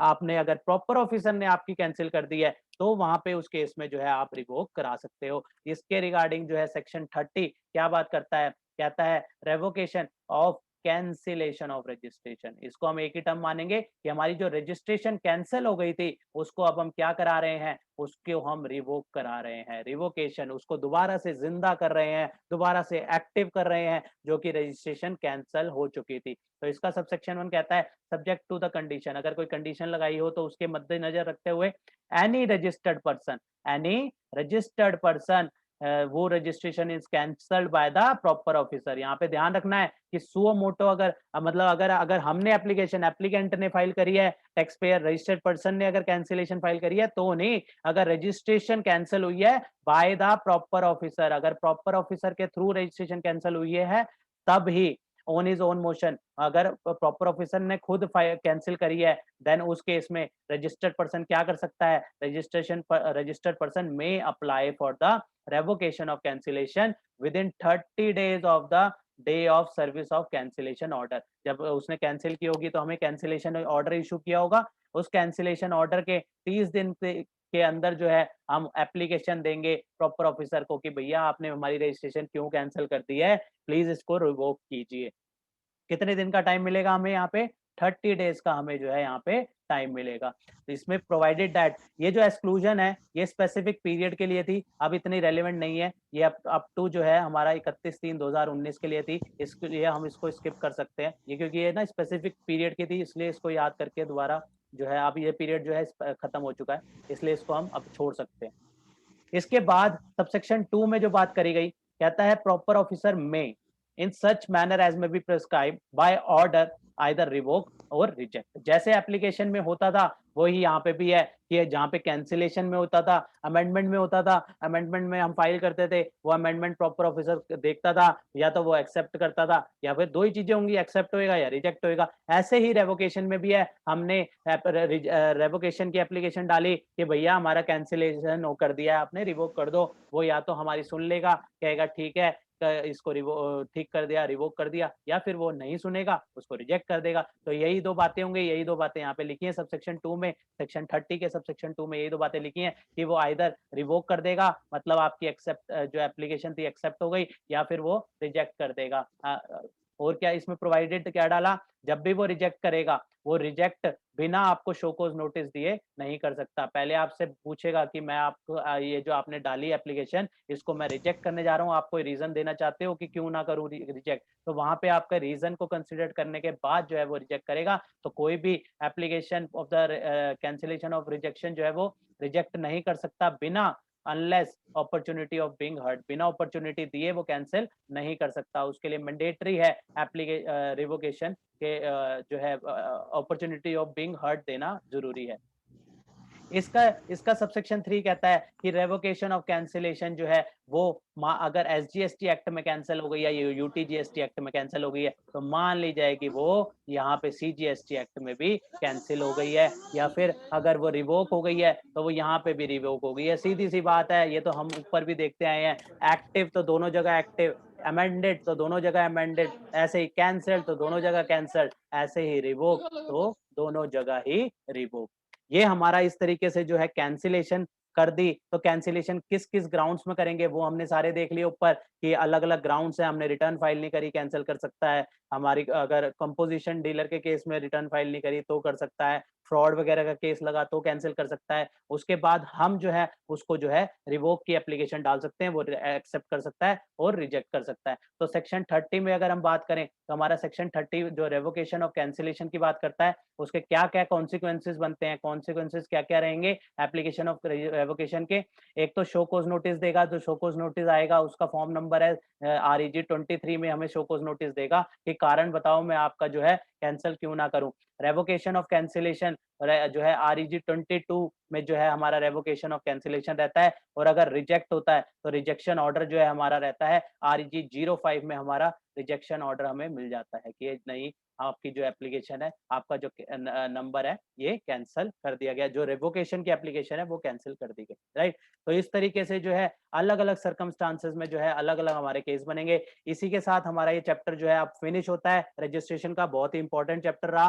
सेक्शन 22, 23, 24 जो थे हमारे मोस्ट इंपॉर्टेंट थे और साथ में हम इसको लिंकेज करते गए। दोबारा रिवाइज कर लेते हैं और साथ में इसको सम अप करते हैं ताकि अब हमारे को हमने आज जो पढ़ा है एक बार रिकॉल करें, ताकि हमारे सबकॉन्शियस माइंड में वो जो चीजें चले जाएं और जब भी हमें जरूरत पड़े हमें डायरेक्टली जो है जहाँ जो है स्ट्राइक हो जाए कि हाँ हमने यहाँ पे ऐसा कुछ पढ़ा था और हम जो है यहाँ पे फटाफट अपने प्रोविजन को रेफर कर सके। तो आज की जो हमने डिस्कशन शुरू शुरू करी थी वो सेक्शन नंबर 25 से शुरू करी थी। यहाँ पे हमने प्रोसीजर की बात करी कि प्रोसीजर क्या रहेगा। प्रोसीजर हमने देखा कि मेनली हमें 30 दिन मिलेंगे नॉर्मल, जब हम लाइबल टू रजिस्ट्रेशन होंगे उसके बाद हमें 30 दिन का टाइम मिलेगा अपनी रजिस्ट्रेशन लेने के लिए, रजिस्टर कराने के लिए। और रजिस्ट्रेशन जब हम कराएंगे तो उस टाइम पे भी हम सप्लाई कर सकते हैं, कोई दिक्कत नहीं है। कैजुअल टैक्सेबल और NRTP के केस में हमें जो है सिर्फ और सिर्फ 5 दिन पहले जो है हमें रजिस्ट्रेशन लेनी जरूरी है उस केस में, राइट। उसके बाद हमने पढ़ा अगर हमारी SEZ में हमारी रजिस्ट्रेशन है और उसी स्टेट पे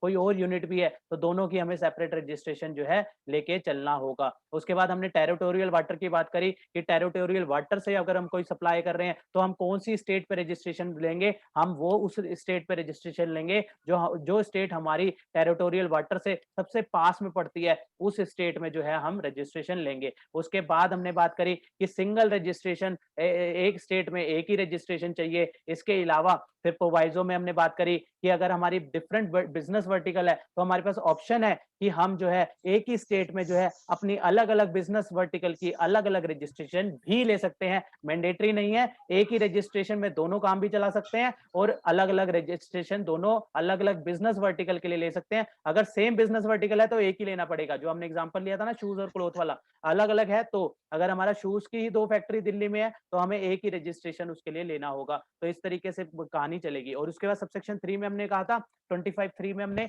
वॉलेंट्री रजिस्ट्रेशन का कहा था कि हम 24 22 में भी नहीं आते, 24 में भी नहीं आते, फिर भी हम रजिस्ट्रेशन ले सकते हैं। उसके बाद सेक्शन 25 सब सेक्शन 4 में हमने बात करी थी कि जहां पे हमारी अलग अलग यूनिट्स हैं तो वहां पे हमारी हर एक यूनिट को क्या माना जाएगा, डिस्टिंक्ट पर्सन माना जाएगा अंडर द सेम पैन। तो उसके बाद हमने अगर सेक्शन 5 में भी इसी तरीके की एस्टेब्लिशमेंट की बात करी थी। डिफरेंट डिफरेंट एस्टेब्लिशमेंट है, डिफरेंट डिफरेंट रजिस्ट्रेशन है, उसको भी डिस्टिंक्ट पर्सन की एस्टेब्लिशमेंट मानी जाएगी। सबसेक्शन 6 में पैन की बात करी थी कि पैन बेस्ड होना चाहिए। उसके अलावा तो उसका प्रोवाइजो में कहा गया अगर आप TDS डिडक्टर और कलेक्टर के लिए रजिस्ट्रेशन ले रहे हो तो पैन की जगह टैन को यूज कर सकते हो। उसके बाद 6A 6B 6C और 6C इन 3 में जो है अलग अलग ग्राउंड्स दिए गए कि कौन से ग्राउंड्स किस तरीके से जो है आधार ऑथेंटिकेशन करना होगा। और वहां पे उसके बाद 6D में कहता है कि कुछ अगर एक्सेप्शन किसी केस में अगर आधार ऑथेंटिकेशन को हटाना है तो गवर्नमेंट जो है बाय नोटिफिकेशन हटा सकती है। उसके बाद सबसेक्शन 7 में कहा कि NRTP के केस में जो है पैन की जगह जो है अदर डॉक्यूमेंट का जो है यूज करके जो है रजिस्ट्रेशन ली जा सकती है। सबसेक्शन 8 में हमने बात करी थी कि जो है पर्सन लाइबल टू रजिस्टर, अगर वो लाइबल टू रजिस्टर है लेकिन फिर भी उसने रजिस्ट्रेशन नहीं ली तो प्रॉपर ऑफिसर उसको जो है रजिस्टर कर सकता है और बाकी जो कॉन्सिक्वेंसेज हैं वो तो वैसे के वैसे ही रहेंगे। सबसेक्शन 9 में हमने UIN के बारे में, यूनाइटेड नेशन और UNO के बारे में बात करी थी, फॉरेन एम्बेसी के बारे में बात करी थी। उनके केस में GSTN की जगह उनको क्या दिया जाता है, उनको UIN नंबर दिया जाता है क्योंकि उनके जो प्रक्रिया है थोड़ी सी डिफरेंट है, उनके जो है उनकी जो टैक्स लगा होता है, उन्होंने उनकी इनवर्ट सप्लाई हुआ है उस पर रिफंड देना होता है, इसलिए उनका जो है नंबर भी अलग से जो है यूआईएन नंबर उनको अलॉट किया जाता है।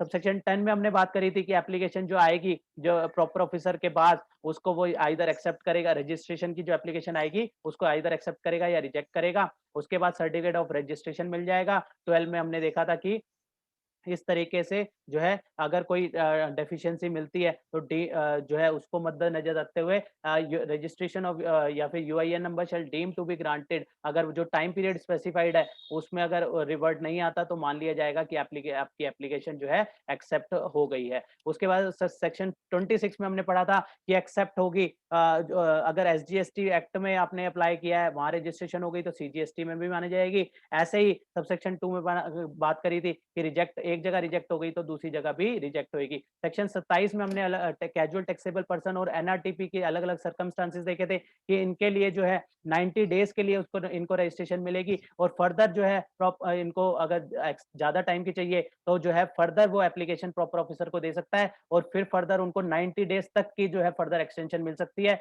इसके अलावा हमने बात करी थी कि इनको जब ये रजिस्ट्रेशन देंगे के लिए एप्लीकेशन देंगे तो इनको साथ में जो है एडवांस डिपॉजिट करना होगा एस्टिमेटेड टैक्स लायबिलिटी का, और अगर एक्सटेंशन होगी तो एक्सटेंशन के साथ भी जो है एक्सटेंडेड पीरियड का भी जो है एडवांस टैक्स जो है डिपॉजिट करना होगा, और एडवांस टैक्स जो है जो इनके ई कैश लेजर में जमा हो जाएगा जिसको एडजस्ट करते चलेंगे। इसके बाद हमने बात करी थी सेक्शन 28 में आए थे जहां पे हमने अमेंडमेंट की बात करी थी कि अमेंडमेंट के लिए एवरी रजिस्टर्ड पर्सन जो है एप्लीकेशन जो है फाइल कर सकता है। जब भी उसके कोई भी चेंजेस होंगे तो वहां पे वो एप्लीकेशन फाइल कर सकता है कि हमारे जो है ये जो है चेंजेस बदलाव जो है हमने किया है, और उसको प्रॉपर ऑफिसर कंसीडर करके अप्रूव कर सकता है या रिजेक्ट कर सकता है। कुछ केसेस में जो है अप्रूवल की जरूरत नहीं पड़ेगी, जैसे मोबाइल नंबर, ईमेल आईडी हमने बात करी। इसके बाद जो है अगर वो एसजीएसटी एक्ट में अप्रूव हो गया तो माना जाएगा सीजीएसटी में भी हो गया, इस तरीके से रिजेक्ट हो गया तो दोनों जगह रिजेक्ट हो गया। इसके बाद सेक्शन 29 में हम जंप करे थे। सेक्शन 29 में हमने कैंसिलेशन और सस्पेंशन की बात करी थी, जहां पे अलग अलग सर्कमस्टांसेस देखे, जहां पे हमने देखा कि अगर बिजनेस प्रॉपर ऑफिसर जो है खुद भी कर सकता है और application raise by the SSC भी कर सकता है। उसके अलावा लीगल एयर्स की एप्लीकेशन से भी अगर एसएससी की डेथ हो गई तो उस केसेस में भी जो लीगल एयर्स के थ्रू भी जो है रजिस्ट्रेशन को कैंसिल कर सकता है। कौन कौन से ग्राउंड्स रहेंगे कि बिजनेस क्लोज हो गया तो भी कैंसिल कर सकता है। उसकी कॉन्स्टिट्यूशन जो है पहले पार्टनरशिप थी फिर कंपनी हो गई तो ऐसे केसेस में भी वो पुरानी वाली कंपनी का जीएसटीएन क्लोज होगा। टैक्सेबल सप्लाई पहले थी, अब जो है वो उसमें 22 और 24 में फॉल नहीं कर रहा, तो भी इसके अलावा भी अलग अलग केसेस हमारे बन गए थे जहां पे हमने देखा कि और कौन कौन से केसेस में प्रॉपर ऑफिसर जो है कैंसिल कर सकता है। अगर कोई प्रोविजन का कॉन्ट्रावेन किया हो तो भी कैंसिल कर सकता है। इसके अलावा कॉम्पोजिट स्कीम के अंदर 3 कॉन्सिक्यूटिव पीरियड की जो है रिटर्न फाइल नहीं करी तो भी कैंसिल कर सकता है। इसके अलावा रजिस्टर्ड पर्सन जो कि अपनी रिटर्न 6 मंथ की रिटर्न फाइल नहीं करेगा तो भी उसकी रजिस्ट्रेशन कैंसिल कर सकता है। उसके अलावा कोई जिसने अपनी मर्जी से रजिस्ट्रेशन लिया था उसने भी 6 महीने तक बिजनेस रन नहीं किया तो भी रजिस्ट्रेशन उसकी कैंसिल कर सकता है। या फिर पांचवा, अगर किसी ने fraud, wilful misstatement, suppression of fact के लिए लिया है, रजिस्ट्रेशन लिया होगा तो उसकी भी रजिस्ट्रेशन प्रॉपर ऑफिसर कैंसिल कर सकता है। लेकिन उसके लिए जो है पहले proper opportunity of being heard देगा, उसके बाद वो रजिस्ट्रेशन को कैंसिल कर सकेगा। इसके बाद हमने पढ़ा था कि कैंसिलेशन से ये नहीं होगा कि आपकी लायबिलिटी खत्म हो जाएगी, लायबिलिटी वैसी की वैसी ही रहेगी। उसके बाद हमने बात करी थी कि अगर अगर एसजीएसटी एक्ट में आपकी रजिस्ट्रेशन कैंसिल हो गई तो सीजीएसटी एक्ट में भी आपकी रजिस्ट्रेशन कैंसिल मान ली जाएगी। उसके बाद हमने बात करी थी कि कैंसिलेशन हो गई है तो ऐसे केस में जो आपने इनपुट लिया था और जो कैपिटल गुड्स का आईटीसी लिया था, इनपुट का आईटीसी लिया था, क्रेडिट कैपिटल गुड्स का आईटीसी लिया था, वो आप पे कर दो। और कैपिटल गुड्स के केस में आप रिड्यूस बेसिस पे जो है पे कर सकते हो, या फिर आपने कैपिटल गुड्स सेल करी तो जो उसके ऊपर टैक्स बना तो दोनों में से जो भी हायर है वो आप पे कर सकते हो। कैंसिलेशन हो गई, उसके बाद हम चाहते हैं रिवोक कराना तो रिवोक की क्या टाइम लिमिट है, 30 दिन के अंदर हम कैंसिलेशन ऑर्डर से 30 दिन के अंदर रिवोकेशन करा सकते हैं। उसके बाद हमने बात करी कि उसको जो है प्रॉपर ऑफिसर एक्सेप्ट करेगा, हमारी एप्लीकेशन ऑफ रेवोकेशन को एक्सेप्ट कर सकता है या फिर डिक्लाइन कर सकता है। लेकिन डिक्लाइन करता है तो उससे पहले हमें अपॉर्चुनिटी ऑफ बीइंग हर्ट देगा। उसके बाद हमने बात करी कि अगर एसजीएसटी एक्ट में हमारी रेवोकेशन एप्लीकेशन कैंसिल हो गई तो वो सीजीएसटी एक्ट में भी कैंसिल मान ली जाएगी। ऐसे ही सीजीएसटी एक्ट में कैंसिल हो गई तो वहां भी कैंसिल मान ली जाएगी। तो ये सारी हमने जो है डिस्कशन करी chapter number registration, chapter number 6 of CGST act, जो कि हमारा रजिस्ट्रेशन से डील करता है। अगला पार्ट हमारा सेक्शन नंबर 31 से शुरू होगा टैक्स इनवॉइसिंग के रिगार्डिंग। बहुत ही इंपॉर्टेंट सेक्शन है उसमें टैक्स इनवॉइसिंग के। टैक्स इनवॉइसिंग में हमारे डेबिट नोट, क्रेडिट नोट क्या उसका क्राइटेरिया रहता है, क्या उसके रिगार्डिंग रूल्स हैं, बहुत इंपॉर्टेंट हमारे सेक्शन रहेंगे टैक्स इनवॉइसिंग के। कैसे कैसे उसमें क्या टाइम पीरियड है, क्या कौन से केसेस में हमें कब टाइम जो है टैक्स इनवॉइस इशू करना है, बहुत ही डिफरेंट डिफरेंट सिनेरियो हमारी बन के आएगी। तो हम नेक्स्ट डिस्कशन में कवर करेंगे टैक्स इनवॉइसिंग। नेक्स्ट हमारा जो टैक्स जो चैप्टर बनता है chapter number 7 of CGST act, tax invoices, debit note and credit note. तो उसको हम जो है अगली डिस्कशन में शुरू करेंगे।